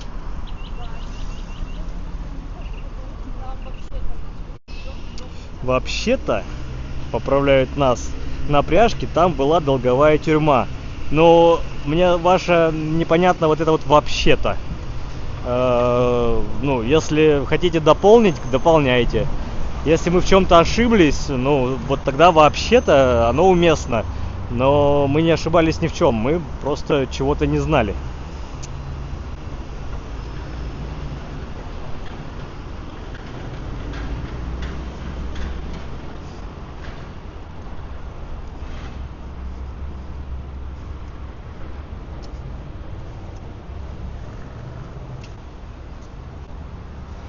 Ну и что у нас? Садовая улица. В годы царской власти, можно сказать, была ворота в город. В город заезжали по Садовой. Тогда не было еще Вознесенского проспекта, не было Московского проспекта. И дорога в город была здесь, с Садовой улицы.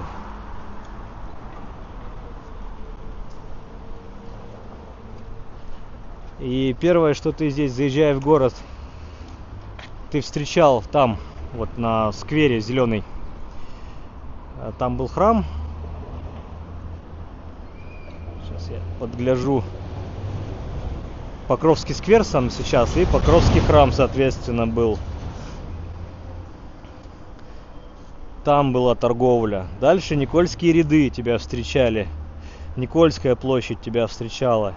И следующее, что ты видел, ты приезжал на Садовую площадь, на Садовый рынок.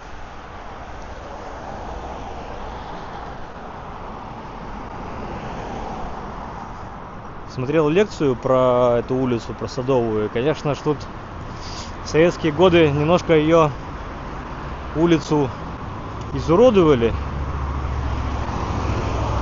путем сноса Покровского храма. Благо Николы Морского не снесли. На Сенной площади храм снесли. Вот Никола Морской.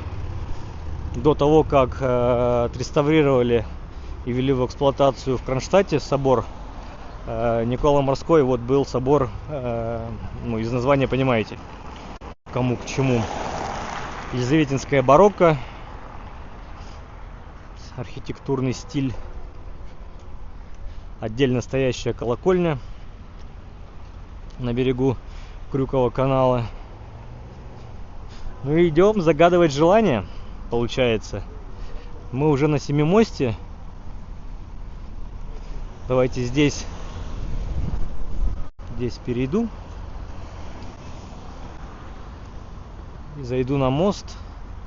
И именно с этого моста, с Пикалова моста, Пикалов мост, ну или вот с этой точки видно все 7 мостов. Тут, если постараться, можно 8-й увидеть. Но 8-й мост там за следующим. Итак, первый, на котором мы стоим, 2-й, 3-й, 4-й, 5-й, 6-й и на Фонтанке 7-й. Вот, все просто, все максимально просто. Так, давайте постою. Загадываем желание, друзья.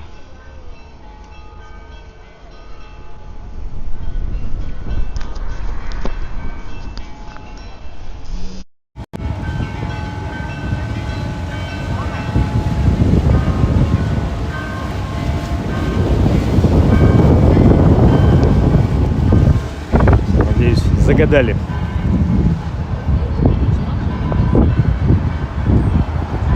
Микрофон выключил, чтобы возможен был слышен звон колокольный.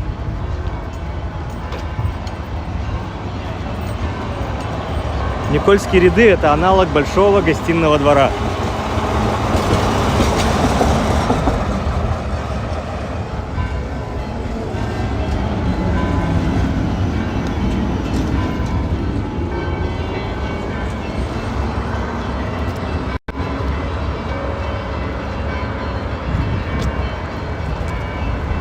У нас почти 6.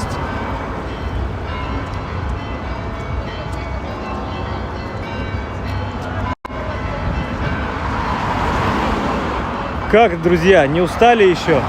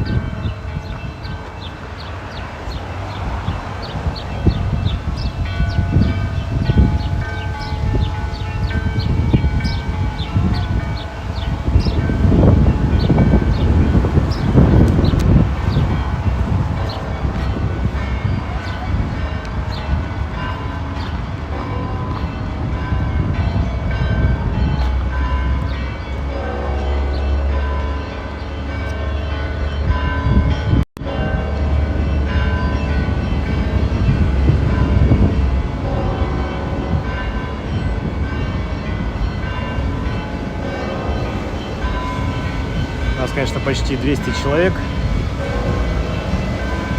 Лайки, подписки, друзья. Подписки, чтобы не пропустить следующие прогулки.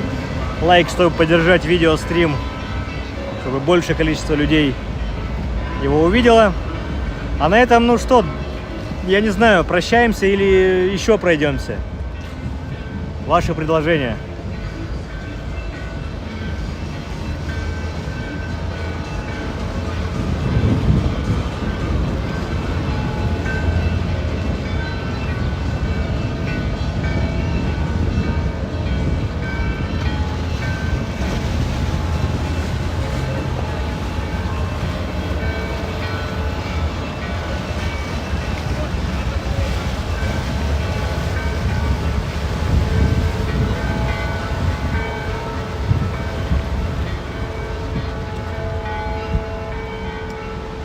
Ну, если только чуть-чуть.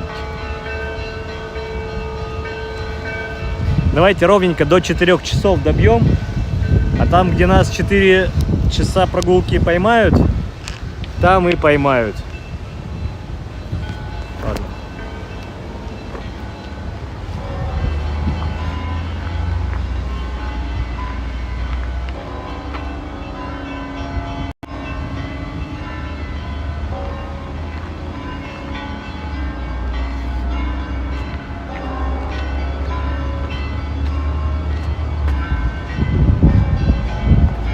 Пойду к колокольне, там выйду на Римского-Корсакова, и по Римского-Корсакова вернемся на Садовую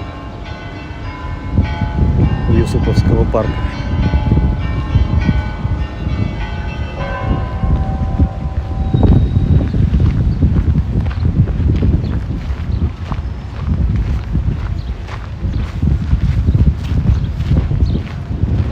Архитектурный стиль барокко, или еще, как уточняют, елизаветинская барокко.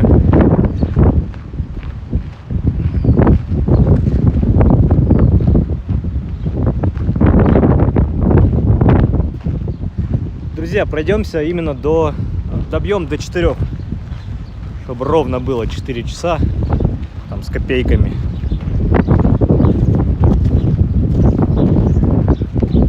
Пройдемся мимо Николы Морского. Это имеется в виду храм.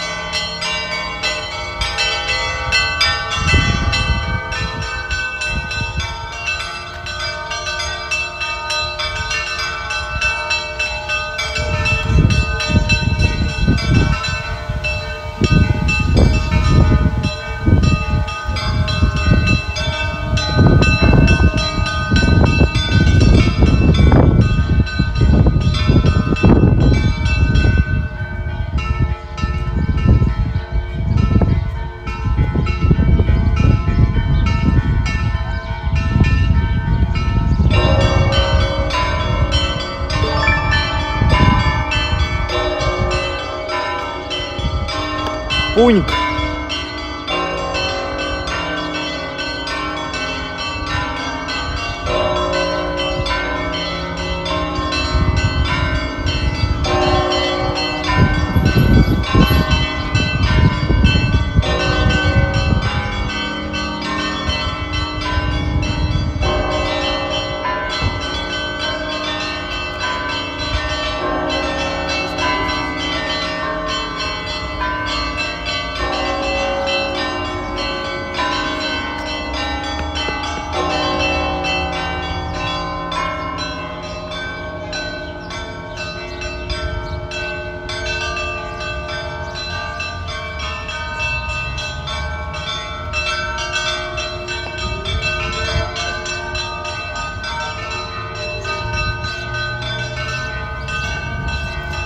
Насколько мне помнится, храм, сам Николай Богоявленский морской собор, он не двухуровневый ли. Возможно, давайте я зайду. Там, возможно, служба, но я сейчас молча зайду. Не понял. А почему закрыто? Не понял, ну ладно. А куда тогда люди там приезжали?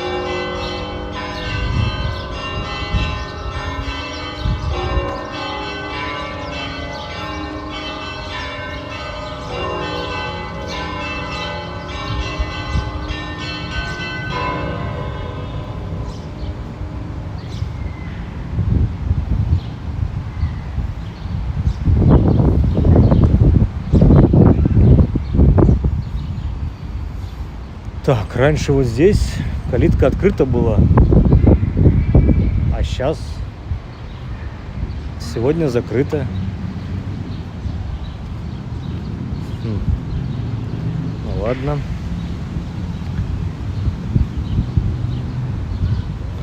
Погуляем вокруг.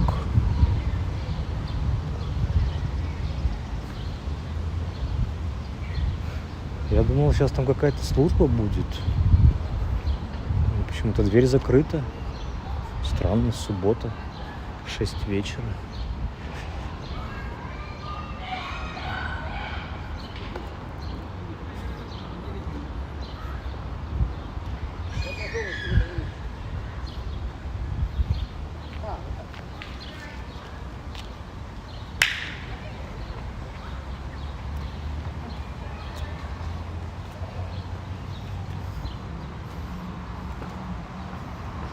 Все, друзья, пока.